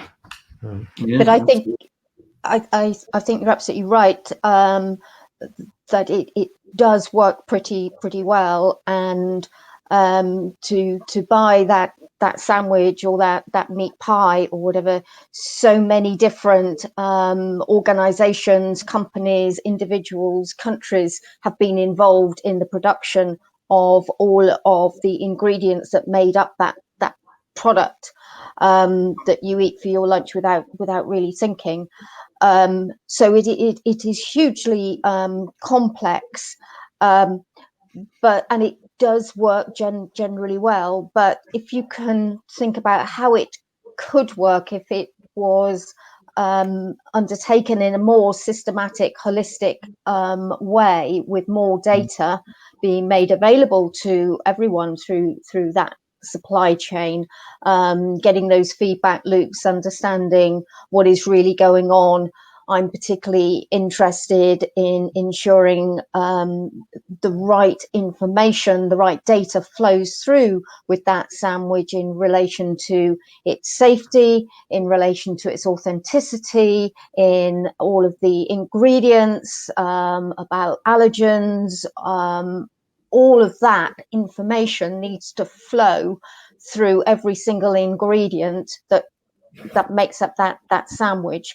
So anything that can be done to allow all of the actors involved with that to just work better, I think produces a better quality product. Not only the quality of the sandwich that you buy and then eat, but all of the information that you need as a consumer wrapped around that sandwich. You, the consumer, you, the retailer, and everybody through the whole of that system. So I think there is a real need to do much more in all of that. And then the other aspect of this, which runs all the way through it, is waste. Yeah. So again, we're talking about the pandemic, but one of the still hasn't gone away is climate change, environment, and waste. So we just need to be really on that and looking to see what we can do to reduce that waste through the whole of that system. Well, it seems very much like what we've got is almost a new intention about how data can be sourced from within the supply chain. It's not just about the reputational risk of a product coming from a certain area and maybe the claim not being true for a consumer. It's also now, as you mentioned there, around waste, it's around climate, it's around ultimately optimizing the system. And obviously that presents a whole different world in terms of the world of certification and standards, but also in terms of unlocking the right incentives across the chain. When it comes to those incentives, I mean, first of all, one of the big challenges that people say is, well, why should I share my information? We've kind of talked a little bit about power. Scott, you were talking about the power dynamics in the supply chain. What's gonna incentivize somebody to share that information? And Simon, from your perspective, how can this information be better governed? What are the big challenges around that? So I think there's two drivers to share. One, it's public safety, which Julie will comment on it. It's nobody wants to harm anybody when they sell food. It's just nobody wants to do it, and there's everybody's incentivized and legally required to share information when it comes to food safety, whether it's allergens or food poisoning, whatever. So that's a primary. There's a public good for sharing. The second thing, it's a commercial thing. It's optimizing the supply chain in whatever way to share, and it's so that's really very important. It's more knowledge and data in terms of what's going on in your supply chain. So that's really key. What we're trying to do at Lincoln is, and with the FSA, is really look at this notion of how do you facilitate sharing. And we're looking at the notion of data trust and data governance to try and underpin that, and the legal entities that's required to facilitate sharing. And I actually think sharing and the collaboration of data is actually the biggest barrier at the moment. So there's lots of data that should be shared that isn't shared, but we need a model, we need a safe place and a legal structure to enable that sharing. And if we can unlock that, we'll unlock a lot more value within the supply chain. Sharing doesn't mean giving for free. Sharing means exchange and possibly even financial reward for sharing, but that still needs a governance mechanism in a complex system. Thank you, Si, because that frames very neatly a big challenge, because a lot of people are terrified about their data being used against them, and whether it's providing the true information to a regulator or somebody else, and then being penalized for that, or them hiding it. That incentivizes fraud. These are all very complex challenges, which pieces of paper and standard auditing is not potentially the best way to do it. So, Scott, what opportunities does this represent from an advanced digital technologies perspective? Well, there are two places that I'd like to kind of speak to on this. One is that the economics have to be adjusted a bit because, as you've said, people can actually take advantage of data. They can take advantage of it in a way of to monetize it without sharing the benefit. That's kind of easy to understand. But they can also take an advantage of it to basically create information asymmetry, which allows them to have access to more information than somebody else does, and make competitive decisions based on that allow them to extract more value than maybe they should out of relationships, or to increase their power in a power dynamic in a relationship. And so there has to be a rethink of how we run ecosystems economically in ways that are fair. Part of that's governance, but part of it is also structuring agreements differently. And then the other piece of this is technological. We do not need to share data always anymore in order to extract information from it. There are new paradigms. Obviously, Simon's mentioned data trusts. These are popular, but they have a weakness in that they create a honeypot. And we've had so many cases of people hacking into systems historically and being able to take information. And the problem with information is that once you possess it, you can copy it over the world anywhere you want, within moments. So it's not like stealing goods, which have a physical limit to how easy it is to move them. Data, once you get it, you can share anywhere and sell it many times. So other new paradigms of technology offer some very interesting opportunities here. And these paradigms use code visiting data instead of data being aggregated to the place where the code is. And these enable you to ask questions without actually revealing any of the underlying information, such as, I do have 25 crates of lettuce that I can fulfill in an order without actually telling you that, well, actually I have 25,000 cases of lettuce, which maybe somebody doesn't really want to reveal, because that would create a situation where somebody could take advantage of that information. And so these are the kinds of things that are going to, that the good news is the technology exists to address these, but it requires us to think differently about the systems a bit. I don't think the technology is the challenge. I really don't. I really think the issue is economics. And the thing that's emerging is that these value chains are like complex ecosystems. Simon actually referred to this in his opening remarks. And these complex ecosystems need to be treated as an entity that you're part of and that you get some value out of. So in the existing environment, we compete firm to firm. And competing firm to firm in these complex ecosystems is actually not as profitable long-term as competing as ecosystems against other ecosystems. And you can get much greater optimization for all the parties. You can reduce food waste. You can prevent emission problems, other things, if the ecosystem operates as a organized entity than a bunch of separate players. But we don't really have the kind of commercial agreements, the procurement processes, the legal structures that allow that kind of stuff to happen. So this is a two-phase thing that has to happen together.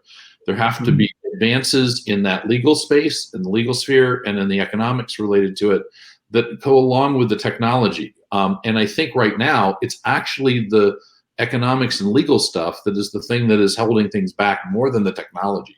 Could I? Technologists. Sorry, Sorry, yes, absolutely agree with what you were saying there. Sure. I think the technology is not the problem, and even the availability of the technology and the cost of the technology has opened it up. So it in itself is not a blocker to engage, and so poor, impoverished farmers in Kenya are just as able to gain access to the data on their smartphones as anyone else, assuming they are allowed to engage and have access to be able to play. I absolutely agree. We need to step back and try and look at the world as ecosystem, and then a series of ecosystems, and understand how they work together. I think you're right about the economics and legal, and also there are organisations like mine, the regulator, the governance needs to be played into this, and also recognising, again, this is international, so this isn't solely within the gift of the UK government deciding how we'd like to organise ourselves. We need to be very mindful that these are international questions that we're grappling with, but anything that can be done to allow us to draw different pictures, think of the world in a different way, now is the time to be drawing those pictures. Well, COVID prevents us with the opportunity to gain a level of cooperation that will allow that to happen to a degree. Sometimes you need to shake things up a bit in order to be able to change rapidly, and things have been pretty shaken up. Yeah, absolutely. And related to that, so the farmer, the restaurant runner, all of the people within the supply chain who on this global value chain, how can we make sure that, I mean, well, for them, obviously they're burdened with many challenges around keeping the business running, sourcing the right things, also meeting the needs of regulation and standards, often embroiled with loads of different standards that they've got to comply to, and spending a huge amount of time on certification, audits, etc. How can these advanced digital technologies improve their perspective on, or their ability to meet standards and manage not only the legal and the economic challenges, but the certification challenges and the challenges around compliance? And Julie, how do you see that, and how does that shape the role of the FSA in the future? I think the answer to that is in many levels, from the day-to-day automation, access to data to help run your own business, whether it's data you've generated yourself or data as to what's going on more widely in the sector, access to information, real-time transition of data, really cheap IoT sensors. There's so much that is available, and sometimes I think for many startups it may be actually easier than the traditional big organizations. I'm not being overly sympathetic to them, but the ones that are sitting on those big legacy systems and big legacy ways of thinking and behaving. So again, maybe the startups are in a better position. Also, from the regulator's point of view, what can we do? I think we need to be very mindful of organizations trying to operate in that way. We need to be making sure that we're not adding to the burden, we're not adding friction into the whole of the process. So we need to be mindful of that. And then making sure, as we start to think about this wider world of these ecosystems, we are playing those small businesses into our ecosystems. We're not just rebuilding the world around a series of the big players. We need to conceptually have all actors are in there. Absolutely, thanks, Julie. And so Scott, for the companies who are these small companies, and they've seen the headlines around Cambridge Analytica and other things, where as consumers we've seen our data being used against us to change the way that all of the we've all read the headlines.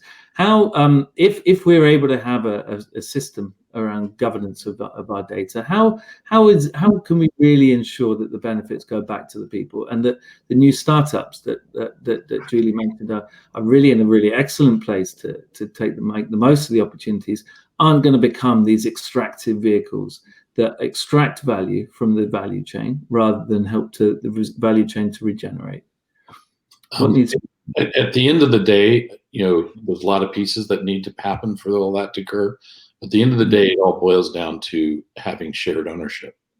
So if you don't have a common ownership, you are going to always be afraid of what is going to happen to the information and how it might disadvantage you. If you have a common ownership where you basically can profit from the use of the information, then that starts to weaken that.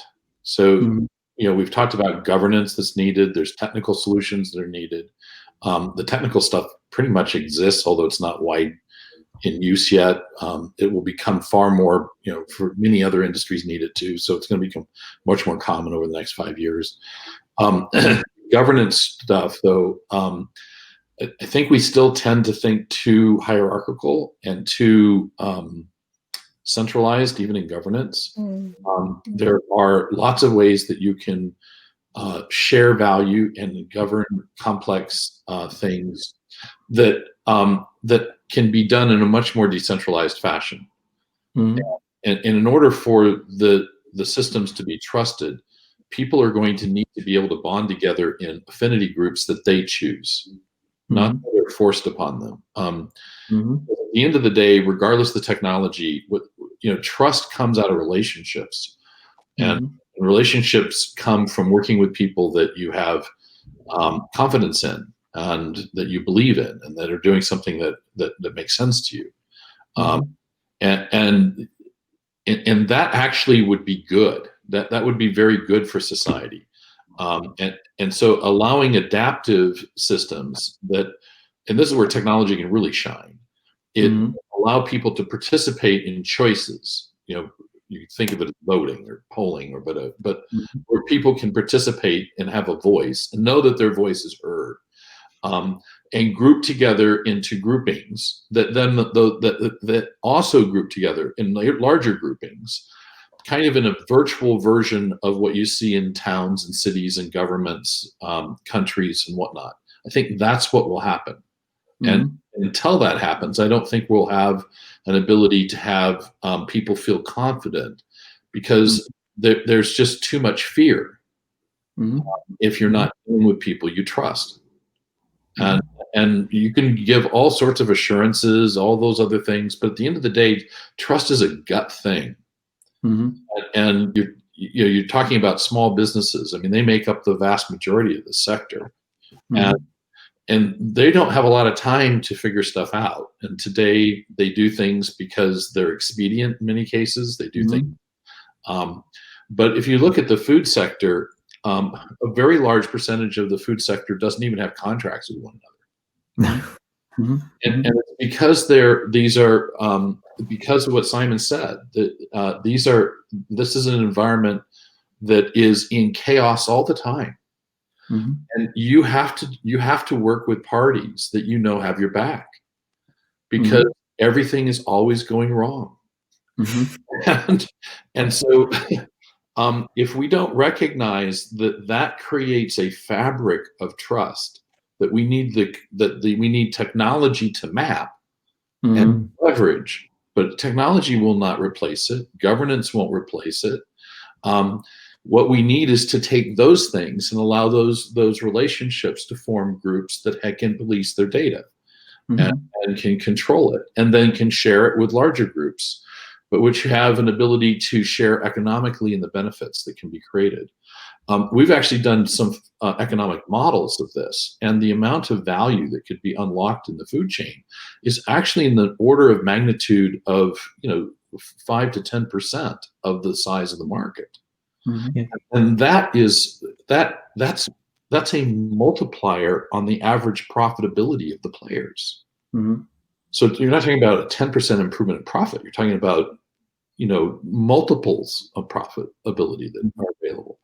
Well, that won't happen if everything is extractive, as you said. It will only happen if things aren't extractive, and the only way that's going to work is people working in trust relationships with one another. And that we've talked about the pandemic, and we've talked about food, and we've talked about technology, and how those things have been knocked and maybe changed by the pandemic. But maybe what it is also doing, and this might be the most important thing, is the shift in people's perception, their trust, who they now trust, their attitudes to each other, and it's something that we as people, as individuals, and then we as nations, we as businesses, or however we choose to identify ourselves,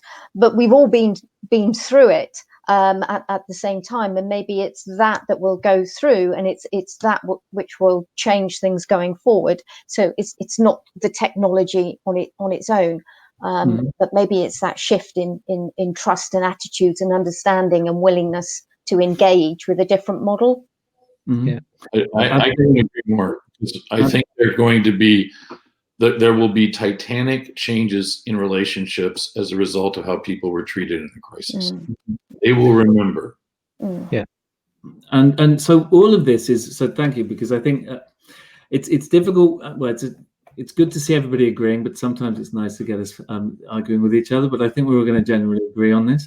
But one of the big challenges around this is big. What we're talking about, just bringing it back to the scope and scale of the food system that we've talked about. We talked, as you say, about many different things, but ultimately it's not just a food system that's going to be born from an optimized and open interoperable food system that's going to be born from the advance of new digital technologies, but a different way of engendering, building and enabling trust and community across value chains, not just in the UK, but globally. But Simon, I mean, what role do you think the UK has here in terms of, and what are the kind of, we have a great reputation for research and development. What is the opportunity that this all presents, the research and development community, our innovation community across the country?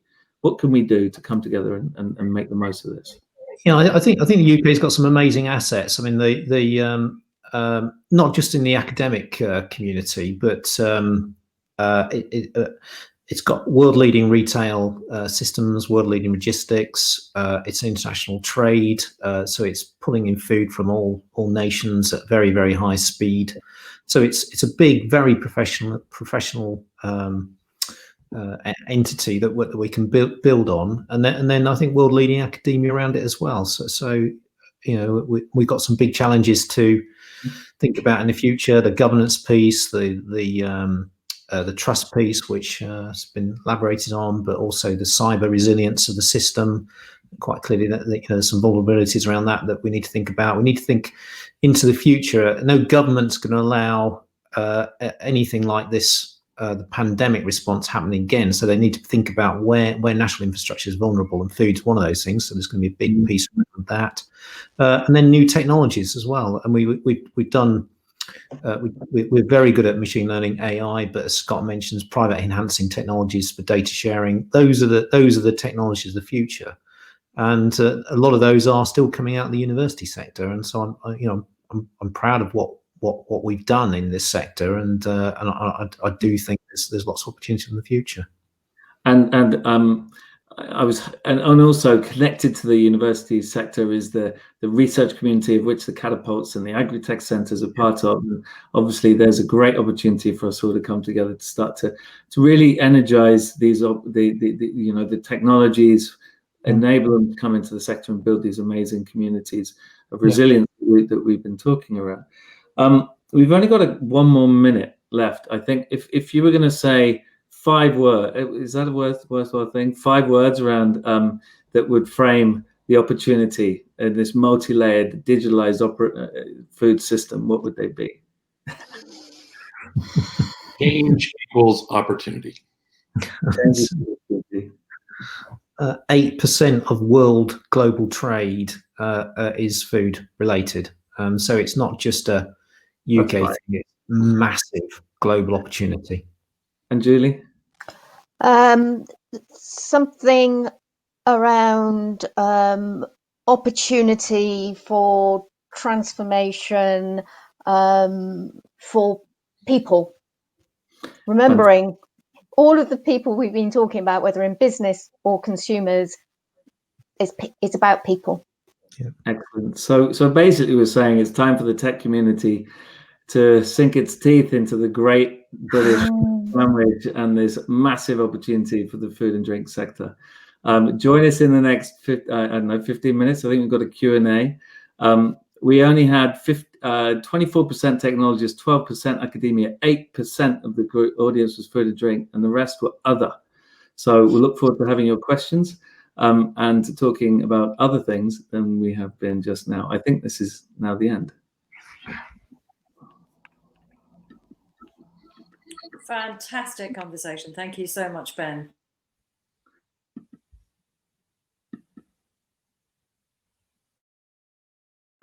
I've just learned a lot about a sector that I hadn't yet deep dived into. Obviously, I've learned a lot about the supply chain around PPE since we set up Frontline.live. But it's interesting that the food supply chain is brimming with the same massive opportunities and blocked by the same challenges. It's not technology and technologists that stand in the way of evolution. Yeah, regulation and governance needs to catch up. It needs to be more fit for purpose. We need better policies, not just in the UK, but across the connected globe. As with the PPE, decentralized models are the way forward to be able to respond rapidly to change. But as the great panelists were saying, nothing's going to change unless all of this is underpinned with transparency and trust. And that's the only way forward. We're going to into a resilient future. So thank you again, Ben. The Q&A will start in 15 minutes. So I'll hand you over to that, and I'll see you for the last panel here soon.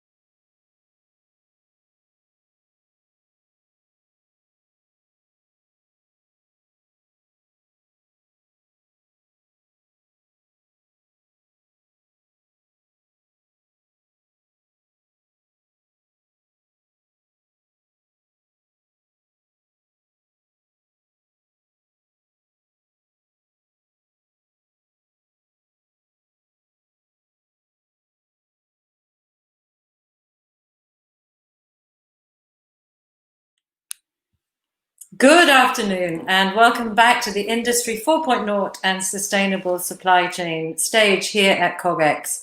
I am Kat Skeely. I'm the CEO of Beep and founder of Frontline.live, and I am your MC for this stage, for this last but absolutely not least session. It has been the most fantastic, and there's been some incredibly insightful conversations over the last couple of days. And I'm expecting this last session to be even more fascinating. We're going to be talking about the one thing that is really the most important thing of all for all of us right now. We're going to be talking about how can unlikely players work together. We're going to be talking about public and private partnership. How can we get vaccines to all parts of the world, including the very poorest parts? How can we harness the power of big data to understand who needs what, when? How can we immunize the earth?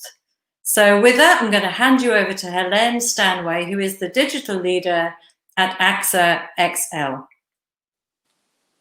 Hi, everybody. Thank you very much for that intro, Kat. I am super excited to be here. Really looking forward to talking about this very, very topical subject. So yes, as you said, the title is Immunizing Earth, the Challenge of Distribution. How do we distribute equitably these life-saving vaccines, both what we're calling the traditional, as well as obviously what we're all going through now, which is how do we then do that for COVID? I have got three fantastic panelists who will introduce themselves shortly. But I'm Helene Stanway. As Kat said, I lead digital at AXA XL. So a little bit of a spoiler. Why is an insurer in this conversation? You will find out later. But actually, it's a really sensible grouping of people to help solve this problem. So let me hand over to Mike to introduce himself. Mike, hi, everybody. It's a pleasure to be here. Thank you for having me. This is Mike Cantrell. I'm the data science manager at Parcel. And just to give a little background on Parcel, Parcel is a tech startup that was founded on the idea that data can improve reliability and availability of vaccines in the developing world. Today, both in the global health space as well as the private sector, our IoT supply chain data platform helps shippers understand, mitigate, and ensure risks to their sensitive goods as they're shipped and stored around the world. Thank you. Great, thanks, Mike. Walter, over to you. Hi, everyone. Thank you. My name is Walter Kerr, and I'm the Global Director for Emergency Response at Genesis Technology. Genesis is a big data firm, also a startup. We're based in Silicon Valley, but work everywhere but. We work in more than 10 countries, including in Latin America, South Asia, Sub-Saharan Africa. And the big problem that we solve is taking any number of fragmented information systems. This can include supply chain systems, health systems, financial management systems, population data, census data, et cetera, bringing them all in together into one unified platform so that decision makers can make more targeted decisions about where to allocate vaccines, where to allocate health commodities in a data-driven way, so that ultimately we can improve health outcomes in the countries where we work. Very excited to be here today. Fantastic. And the wonderful Seb, over to you. Hi, Helene. Hi, everybody. Really delighted to be here also. My name is Seb Meany. I am Head of UK Strategy at Gavi, the Vaccine Alliance, in our resource mobilization, private sector partnerships, and innovative finance team. A little bit about Gavi for those of you who don't know who we are.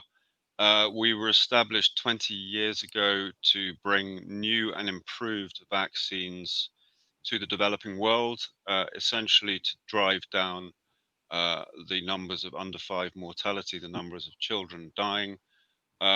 20 years on, I'm delighted to be able to tell you that we now reach around half the world's population of children with new and improved vaccines. We also make sure that there are global stockpiles of vaccines against epidemic outbreak potential. We work in around 60 low-income countries around the world, so we're really trying to reach the people who are the hardest to reach often. And that's why I'm delighted to be able to have this conversation with you and with the panel today. Back to you, Helen. Fantastic. So in good tradition, we've got some pre-prepared questions. Can I just say as well, I mean, a huge congratulations, Gavi, to the fundraising initiative that you were successful in at the end of last week. That is such a boost to be able to continue that fantastic work. So well done on that. That's truly impressive. Thank you, Helen. So let me take you to 2016 in Davos. You launched Infuse. So that helps obviously improve the delivery of vaccine systems, connecting high impact innovations and countries. Can you tell us a little bit about what that Infuse program is and how it's helping to address the challenges of the distribution of vaccines? I think that one's for you, Seb. Yeah, thanks, Helen. So to unpack Infuse, it's a nice catchy title, but what it stands for is Innovations for Uptake, Scale and Equity in Immunization. One of the key components of vaccine distribution is first that they need to be kept cold. So they need to be kept within a certain temperature range, normally between 2 and 8 degrees. They need to reach the patients that we want them to reach. So, you know, depending on the schedule of that particular vaccine and the age range, then we need to make sure that people know where and when to get the vaccines. We want to make sure that they're cold and they've been kept cold throughout the chain so that they are potent. We want to make sure that the data is coming back such that the planning for the program is done as efficiently and effectively as possible. And we want a logistics and supply chain that really reaches out as far as is possible to reach out into some of the more difficult parts of the world to reach children and families. So it was really set up to look at proven innovations that perhaps had been used in other sectors. We're not talking about, you know, technologies that hadn't been proven elsewhere, but which could be brought to bear and address some of these challenges and bottlenecks that we see in immunization, which are tough nuts to crack. But we genuinely believe that there are certain technologies and certain approaches that we can take from other sectors, be that public or private sector, that we can apply to address some of these issues. And, you know, two of the speakers on the panel here, Mike and Walter, are part of that, what Infuse program, so-called pace setters. And so every year we've set forward a challenge.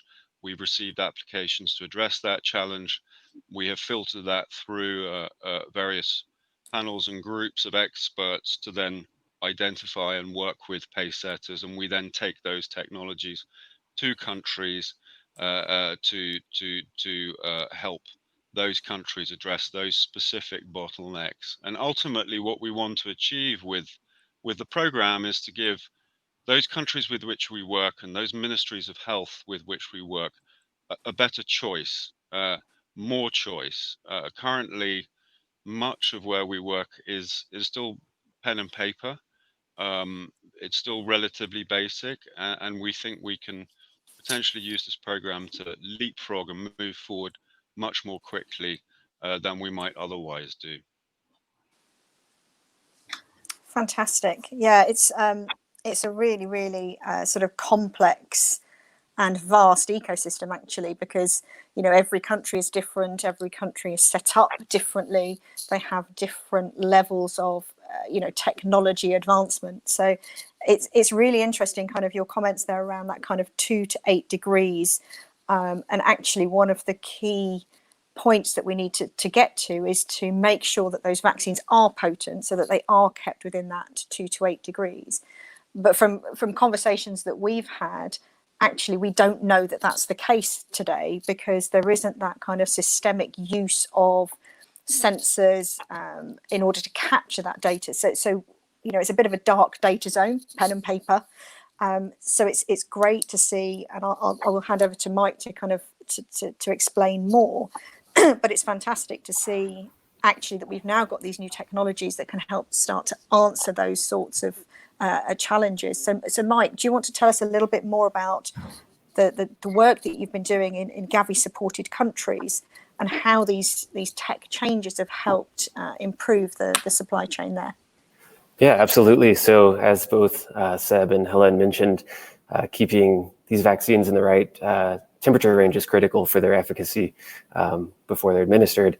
And Parcel's IoT sensing device is constantly recording data on the environmental conditions experienced by sensitive goods as they're either shipped or stored. So since 2018, when Parcel, with the help of Gavi and the Pacesetters program, launched pilots with the Ministries of Health in Senegal and Uganda, we've collected over 15 million temperature data points on vaccines. And in Senegal, we're covering 55% of the supply chain, and that should be 100% soon. So, our early work shows that a low-cost, high-tech solution like ours can really improve immunization delivery through data visibility, as you both mentioned, and also risk mitigation.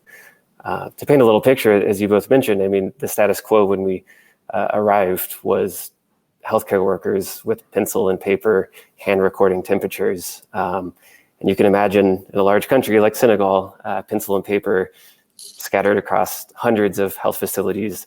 It's hard to use that data, right?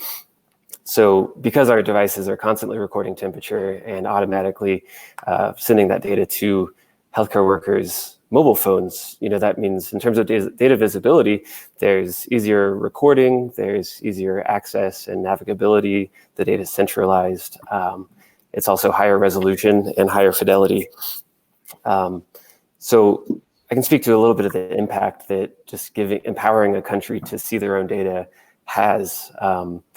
We've heard from our users in Senegal that there's a monthly district level meeting for the vaccine supply chain, and that the Ministry of Health has become much more data forward or data driven since working with a technology solution like Parcel. So those monthly meetings now actually have a period where they look at our web app and they review the temperature data for their vaccines. Another story, we heard from a regional manager who was reviewing their data on the web app. Again, imagine how difficult this would have been, right, with pencil and paper. But they were reviewing, a long history of their temperature data at different facilities. They found a refrigerator that is routinely out of temperature spec. So they called a healthcare worker at that health facility, had them validate what they saw on our web app. The refrigerator was misbehaving. So the regional manager identified a nearby safer refrigerator, had the healthcare worker move those vaccines to the safer refrigerator, and ultimately had the refrigerator replaced. You also just can't undersell the value of giving people their time back. We heard from a nurse that she was recording 3 times a day, 5 different refrigerators temperatures on pencil and paper, and now that's automatically on her mobile phone, so she has time to actually do her job. So yeah, I guess to summarize, ultimately we found that a tech solution like Parcels can empower a country to shine a light on their own data dark zones, to see their data and to be able to take action on that data. And I guess in the wake of what we're all aware of right now with COVID-19, the pandemic, having sort of visibility into supply chains is going to be even more important. Yeah, no, that's great. Thanks, Mike. And I love your background. The painting behind you, I think that says it all really in terms of what you as an organization are trying to achieve. So that's fantastic. Let me jump to Walter, because you've got some fascinating stories around kind of that big data picture actually, and how you're looking at all sorts of different stories. So tell us more on that. Sure. Well, I agree with everything that Mike just said. And when you're looking at a very complex environment, when you're thinking about how do I administer an entire country's vaccine distribution program, there are so many things you need to think about. The temperature monitoring piece is essential. In the context of a humanitarian situation or an emergency response situation, things get very complicated. in terms of thinking about where do I need to allocate vaccines, when, where, and how. And so the big problem that we solve is around this, this challenge of rapid integration of any number of information sources so that decision makers can make these kinds of decisions about how to run and administer their supply chains. And so one component might be the temperature monitoring data, but there are also so many other factors that decision makers need to take into account, such as what does the disease burden look like in a particular part of the country? Is there workforce available in that particular part of the country that can even go and administer the vaccines? What does existing inventory look like? Are there expiring products on the shelf? Are there about to be stockouts? There are so many questions, and each of these questions can be traced back to a different kind of data source. But one of the biggest challenges in global health and in terms of supply chain management is how do I actually bring all of these information sources together so that you can make a data-driven decision? And so the reason I mentioned the emergency and humanitarian response piece is because I think one story that I think highlights why being able to use all of your data all at the same time, that really highlights why this is so important. It relates to the work that we did last year in Mozambique. As many viewers, I'm sure, remember last year, Cyclone Idai hit Mozambique. It was the largest cyclone to hit the African continent in more than 25 years. And overnight, what happened was we saw hundreds of health facilities that yesterday were churches and clinics were now all of a sudden taking in patients.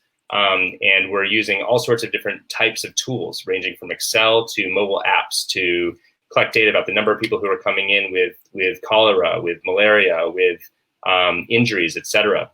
At the same time, you had this rush of international actors, from UNICEF to the WHO to the CDC in the United States, also going to support the government, on top of all the Mozambique government agencies that were involved in the response. There was this proliferation of data, and the government needed to make decisions about where do I allocate the emergency vaccines that have been made available to us, with Gavi's support, by the way. Where do I allocate those vaccines to the places that need them most? And so the role that we played was to rapidly integrate all of these information sources all at once: supply chain data about health information coming from these 154 plus health facilities from international partners, so it could feed into one centralized nerve center of sorts. So the government could see very clearly where they had upticks in reports of cholera, where they had infectious disease outbreaks, where they had potentially contaminated water sources, so that they could direct in a very data-driven way where to allocate emergency stockpiles of vaccines, where to target water treatment activities, etc. And so, if there's just one point that I would want to leave you with in terms of thinking about how to think about vaccine management or supply chain management or health policy, it's that really, when we have the benefit of being able to see data in the context of other data, when we have the ability to bring in multi-sectoral data together, we can make very data-driven decisions that really have tangible outcomes in terms of improving health of populations. And so in the case of Mozambique, they were able to use this data to turn the number of new cholera cases per day in the most affected province from 400 new cholera cases per day to 0 new cholera cases per day in just 3.5 weeks. I think that's a pretty amazing story and victory for the Mozambique government. Wow, what a powerful story that is. Yeah, really amazing, Walter. Can I just second that? That was, I think, one of the collective humanity's best responses to a really awful cyclone with so many people in dire straits, and particularly the cholera numbers you talked about, how well and how quickly that was controlled. And I think you played a good part in that. So yeah, I just want to recognize that story. That was amazing. Thank you. Yeah, I mean, we played just one part in it. I think that's an important part to point out. The government really was in the driver's seat, and giving our partners the tools that they can use to inform effective decision making is really the most important thing that we and others can do. Helen, I'm curious. You're moderating our panel, but you work for a marine cargo insurance company. part of the AXA group, and you mentioned unlikely players up top. Why are you here? Why is it important to bring this this cross-industry collaboration? I'm curious. Tell us, please. Great question. Thanks, Seb. So I think I would echo a lot of actually the themes that have already been brought up today. We talked about data-driven decisions. We talked about we've actually talked about both the enormity of data that's out there as well as the vacuum of data that's out there. And actually, the insurance industry must respond to this and the need to be able to provide the right insurance products to be able to help, safeguard, replenish, pay for the replenishment of vaccines as either they lose potency or get lost, throughout that cold chain. But actually, at the heart of the insurance industry is more risk management, actually. So how do we help support the industry in a traditional sense, as well as in the future or even the now world of looking at kind of sensor-enabled data?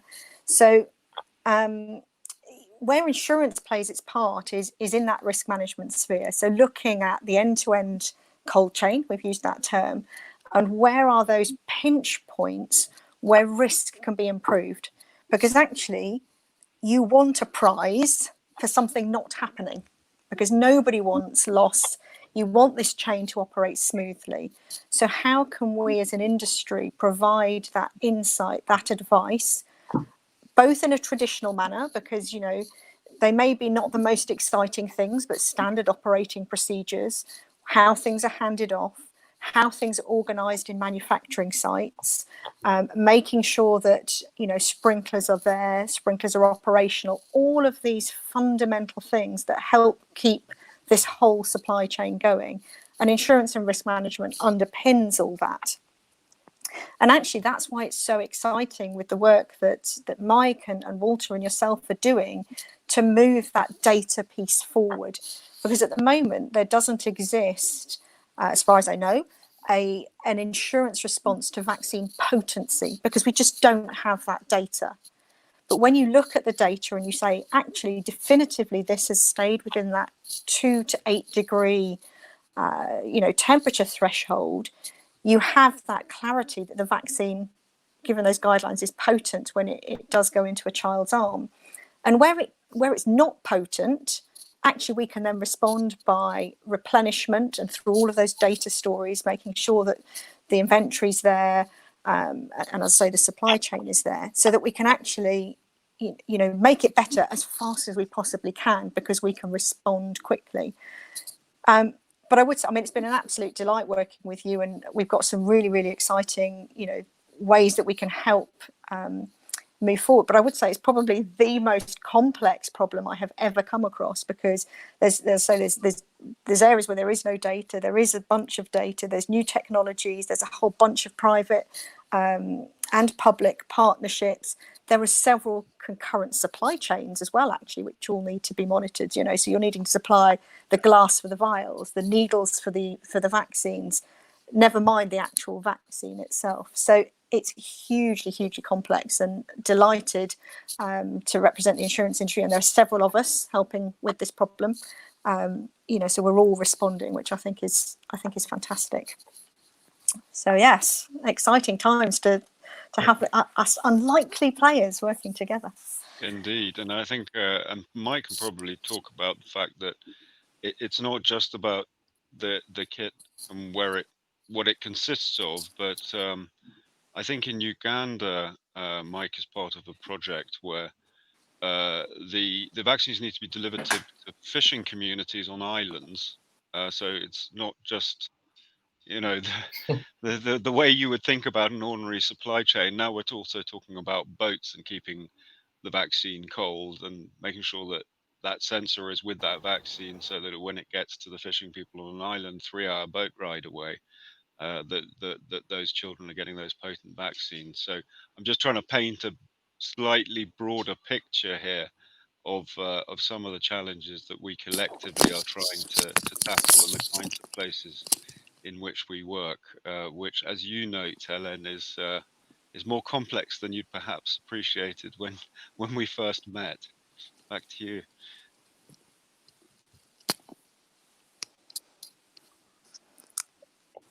You'll have to forgive me because I think I've lost sound. Can you hear me? We can hear you. I can't hear you at all. Apologies. Love to have a bit of technical difficulty. I can't hear you at all. Okay, let me just pick up on a point from the data point and how artificial intelligence and machine learning are being applied. Because obviously you've got the data, but actually, how are you looking at those particular facets, and also having a look at I think what we're calling the tale of two vaccines. So how do we look at the traditional and how that's going to alter and pivot based on how we respond to COVID? I don't know, Walter, do you want to take that one first? Sure. I think one of the things I think that's really important, a really important caveat to always put out there when we're talking about what's possible within the world of artificial intelligence and machine learning, is that one size does not fit all. Every country is different. Every country's data quality is very different. Data can also misrepresent things. So if you have certain population groups that are that consistently show up to health facilities, and you have other particularly key population groups, maybe vulnerable groups that do not go to health facilities for whatever reason, and you develop machine learning models around that, you're going to end up developing forecasts that might tell you things that obscure reality or can bias towards one group or another. So I just want to provide some important caveats around machine learning to say that it's not a panacea to solve all problems the way that I hear sometimes people talk about it. Having said that, I think machine learning applications can be very useful in the context of things like looking at vaccine distribution, anticipating, forecasting future disease incidents so that you can pre-position resources, et cetera. One of the things that we're seeing right now in the context of COVID is in all of the countries where we are working, we are seeing service delivery for every program affected. So you'll see fewer people going to health facilities, for example, because they're fearful of potentially contracting COVID. That doesn't mean fewer people are getting certain diseases. It means that fewer people are likely going to health facilities. And so we're seeing fewer reports. We're seeing supply chains affected so that we have fewer or more limited ability to deliver vaccines or to deliver drugs to some of the communities that need it most because of quarantine policies or lockdowns, et cetera. And so one of the most interesting applications I think that we can do right now in the world of machine learning and artificial intelligence is do things like forecast under normal conditions, what would the expected incidence of a given disease be as reported, as we would expect in normal times versus what are we seeing right now, so that we can measure that gap in terms of where are we likely missing kids who need to be vaccinated. Where we can identify the communities that are being most affected as a result of COVID in terms of the indirect effects of COVID on other diseases, we can then think about creative new ways that we can design interventions to try to get to those kids who need to be vaccinated. So this is just one application of using machine learning. It's to forecast expected incidents or expected morbidity, mortality, et cetera, against presently reported data, so that we can rethink how it is that we're doing interventions for those places that are most affected. But there's actually a whole range of ways that I think we can use artificial intelligence and machine learning to address or improve vaccine delivery. In the context of COVID, this is one of the requests that we're seeing most frequently from the countries where we're working. Yeah, wow, that's fascinating stuff, isn't it? And it's, it's really interesting as we look at kind of how we can forecast that supply and that inventory, which is such a big problem today, and to make it much more precise to what we need and avoid sort of overstocking and such like. Mike, did you I think you had some stories on this as well, in terms of kind of how this is operating. Yeah, absolutely. What I mentioned earlier was really around just data visibility and access. And that's critical. It's a critical first step, having the data. But as a data science practitioner, what I'm most excited about is taking the next step and extracting value from that data using machine learning to empower people to with actionable insights. So at Parcel, we're really interested in finding patterns, uncovering trends to try to improve the supply chain by predicting performance and risk. I think at Parcel, I'd like to bucket the sort of machine learning tools into 3 buckets for the global health application.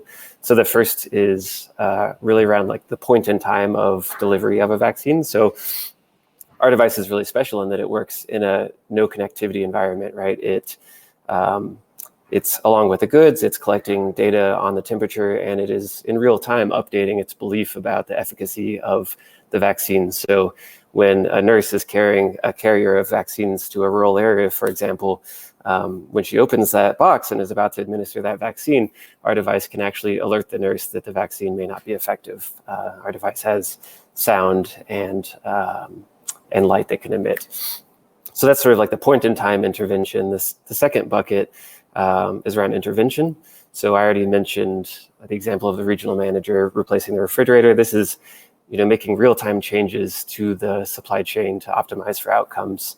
Another example is our device is capable of making smart alerts to sort of resolve a problem before it becomes too thorny. So for example, we're able to know when a refrigerator door has been left open, or a box of vaccines has been left open, or a box of seafood has been left on the hot tarmac at an airport, and again, alert people to fix the problem before it gets too big. But the most exciting in terms of machine learning is the third bucket, which is around prevention and prediction. So our platform is able to help shippers of sensitive goods understand, if I'm going to ship this particular good at this time of year, what are the best shipping lanes? What's the best packaging that I can use? What's the best third-party logistics company that I could use to optimize for the quality of the outcome?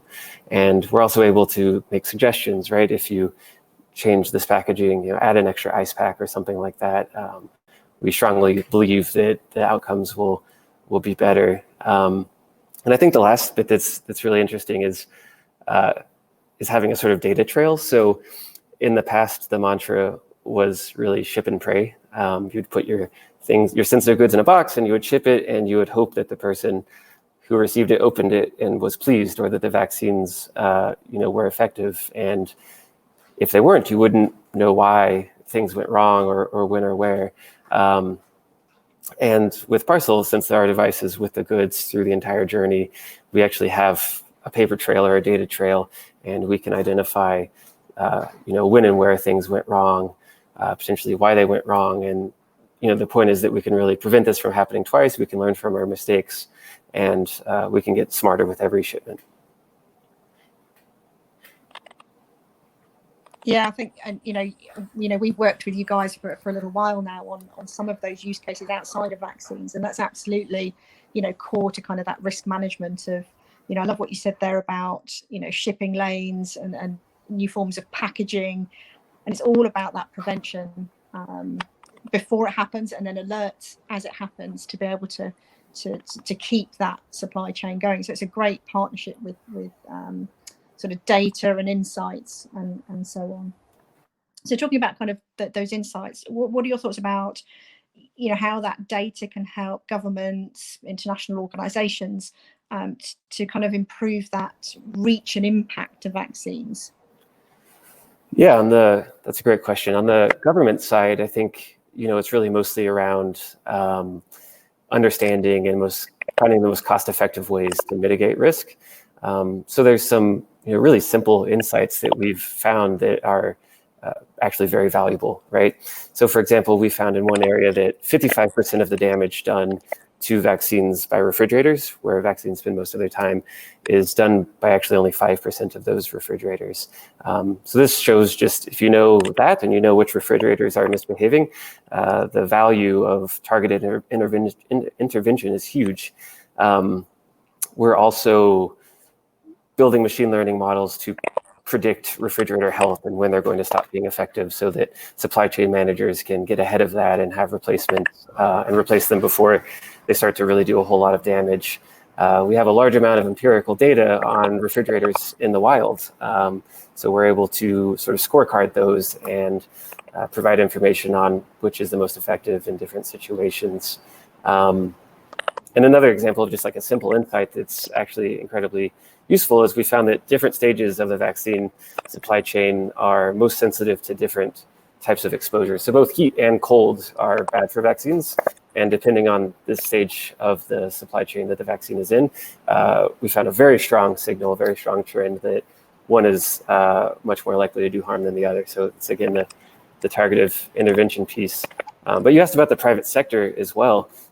So on the sort of other side of the house at Parcel, we work with suppliers of sensitive goods like seafood, cocoa, or coffee, which are sensitive to temperature and humidity.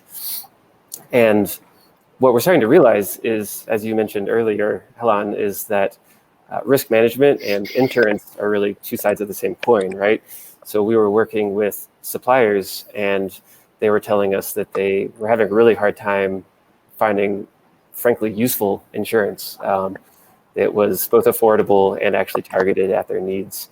And we spoke with insurers like yourself, and they told us, well, we know nothing about these risks. We have to, in the light of complete absence of data, these are the rates that we have to write to be able, if we had more information, we could actually do something about it and write affordable insurance. And so from this, Parcel's really emerged as a conduit between the two parties, between the suppliers and the insurers. And we've sort of developed a data ecosystem where both parties benefit from having data, visible, high quality data.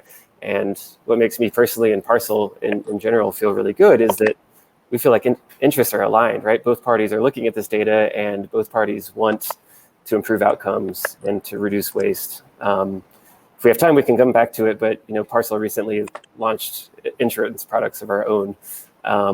We are an insurance company now, but working with one insurance company before our launch, they had us work on risk management for one of their clients, a major supplier of cocoa, and we monitored their cocoa shipments for one season. And like you mentioned, made recommendations on risk management around packaging and humidity and various shipping lanes. And the subsequent year after our study with them, the insurer reported that their loss ratio went down by 25% for that particular supplier, which is, that's significant. We're really proud of that. And I guess to bring it full circle back to the global health space, we're starting to hear more and more, as you were alluding to, Helen, that on the global health side, people are starting to be interested in this idea that risk management and insurance are really two sides of the same coin. Yeah, no, it's a fascinating journey, and it's so exciting to see these technologies, improving that situation. I go back to that point of, you don't get a prize for something happening, but we all want that, in inverted commas, prize, because we don't want this stuff to happen. We want to be able to predict, prevent, and so on. But Seb, just on that sort of same question, kind of how is all this data that you're getting from these sources helping you as Gavi make different decisions, better decisions, because of the inputs that you're now getting? So I think it's relatively self-evident from Walter and from Mike's responses that this data is useful for Gavi, but we exist to support ministries of health. And what really matters is that the healthcare workers, the ministries, the planners, the directors of these particular parts of the ministry are able to use the data, that it is meaningful to them, that they are able to plan better and be able to avoid and prevent what they can. But equally, there are things that are unavoidable, and to be able to plan better, having that prediction, the predictability that some of this data starts to give. So what we're trying to do is to help countries to improve their supply chains broadly, from kind of procurement to patient. There's a whole set of interventions, and the more data we can bring to bear, the more we can support both our own use of public money and private money, which we use to buy the vaccine, so we can use that money as efficiently as possible.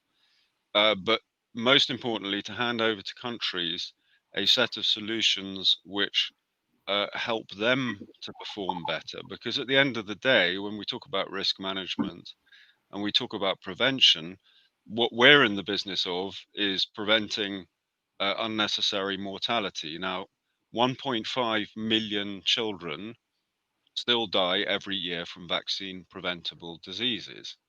And that's something that drives us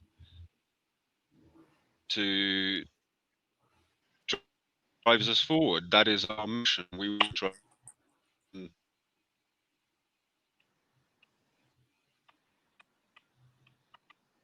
Oh, have we lost Seb? Oh, I think we've lost him.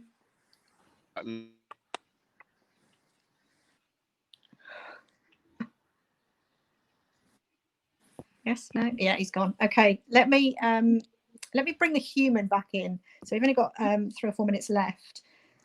So the human is obviously key. So I love talking about technology, but actually there are lots of cultural things that can be improved. And there's actually how do we create that culture within us as human beings, where we can look at this data, where we can manage those relationships. And let me give you one example. Is how do we, very specific to us as an insurance organization, how do we continue to drive that risk management culture? Because it's obviously humans that then have to go in and replace the fridges that we've articulated, that then has to sort of execute on the vaccines and so on. How do we bring that human back into the equation and have that relationship between the data, the technology, and the human? Maybe Walter, if I can throw that one at you to start with. Sure. I think there's a couple of ideas that I would want to highlight. First, I think that there have to be feedback loops. So we have a lot of people who are out in countries, going out, and we see them collecting data and feeding that data up. And that's very useful for decision makers at central levels to be able to make decisions. But for there to be real incentives to capture good data, people need to also understand how that data then comes back to them. So creating feedback loops so that people can see not just what they're sending up, but as the information comes back down, and how they can then use data at a community level, at a district level, to make decisions is really important. And the thing that I would add is that it's often not enough to just look at a single source of data. When you can look at other data at the same time, then you can make really much more data-driven decisions. So just as an example, if you're looking at just a supply chain system, for example, and you're looking at inventory levels, well, that might tell you that you've got a low amount of stock for a particular commodity. And that may or may not be alarming, depending on what's happening in health facilities in that same community. If you saw that at the same time in the past week there was a real uptick in a certain number of cases, well, you'll probably get on the phone and make sure that you've got enough commodities to fulfill all the needs that those patients will need. The point here is to say that we need to be doing a better job of getting data up and then data back down to the point of care, to where people actually need to interact with the data and make decisions, and then also give people the benefit of seeing other types of data so that they can make even better data-driven decisions, and really being partners in terms of thinking about not just collecting and analyzing data, but how do we actually then use data to improve health performance around the world. Yeah, I couldn't agree more with that feedback loop, because it's that feedback loop that helps, change behaviors, make data-driven decisions to kind of improve the whole chain actually. So we've got 1 more minute left. Any parting words before we take a break, before Q&A, that anybody would like to jump in on, any important points we might have missed? No. I might want to just amplify a point that you made at the very opening, which is that we're not the only ones that can solve this. It's not just Parcel. it's really all of us that need to come together and to work together. You had started this conversation with this idea of unlikely partners coming together, and I think that one of the best things about the Infuse program that Gavi has set up is it's an opportunity to bring the best of the private sector to really the world's most challenging problems, so that governments and the private sector can work together to bring the best of both worlds to really save lives in the end. Yeah, for sure. I mean, I'm a firm believer that collaboration, that diversity of thought coming together as different groups of people is really what makes the difference, and being action oriented off the back of that. So yeah, no, it's been a great partnership, and long may it continue.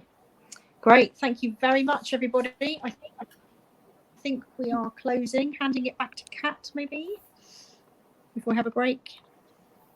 Thank you so much, Helen. That was a brilliant session and a perfect end to a phenomenal few days of learning. So what are my takeaways? Well, we are in the most exciting time in human history. We understand more about how the human brain works every day. We've got massive and affordable data and pervasive technology that allow us to understand social behaviors and interaction and interdependencies in unprecedented ways. We're more connected than ever. We've got all of the pieces of the puzzle to head towards a people-centered, people-powered, sustainable future. But we're at a crossroads. Change will accelerate. We need to set up resilient systems so that we can respond rapidly to unexpected challenges, and to make the most of those mountains of opportunities that appear around these unexpected moments. We have to bring all of the pieces and the players together, public and private. Policies need to evolve to be fit for purpose in the connected world. The right data needs to be collected, aggregated, analysed, shared. And we need to make sure that the right people can see what's going on and that they have the right technology so they can make not data-driven, but data-informed decisions. And we need to keep front of mind that no change will happen at all. People will not partner. Mindsets, behaviours will not change. Organisations will not collaborate unless we can build trust into the DNA of the way we work, into our cultures, across public and private. And let's not forget, everything can be better, always. So thank you again, Helen. Fantastic endpoint to this journey that we've travelled together over the last few days. I really hope that you've enjoyed it as much as I have. And with that, I'm going to hand you over to the Q&A, and I'll see you next year.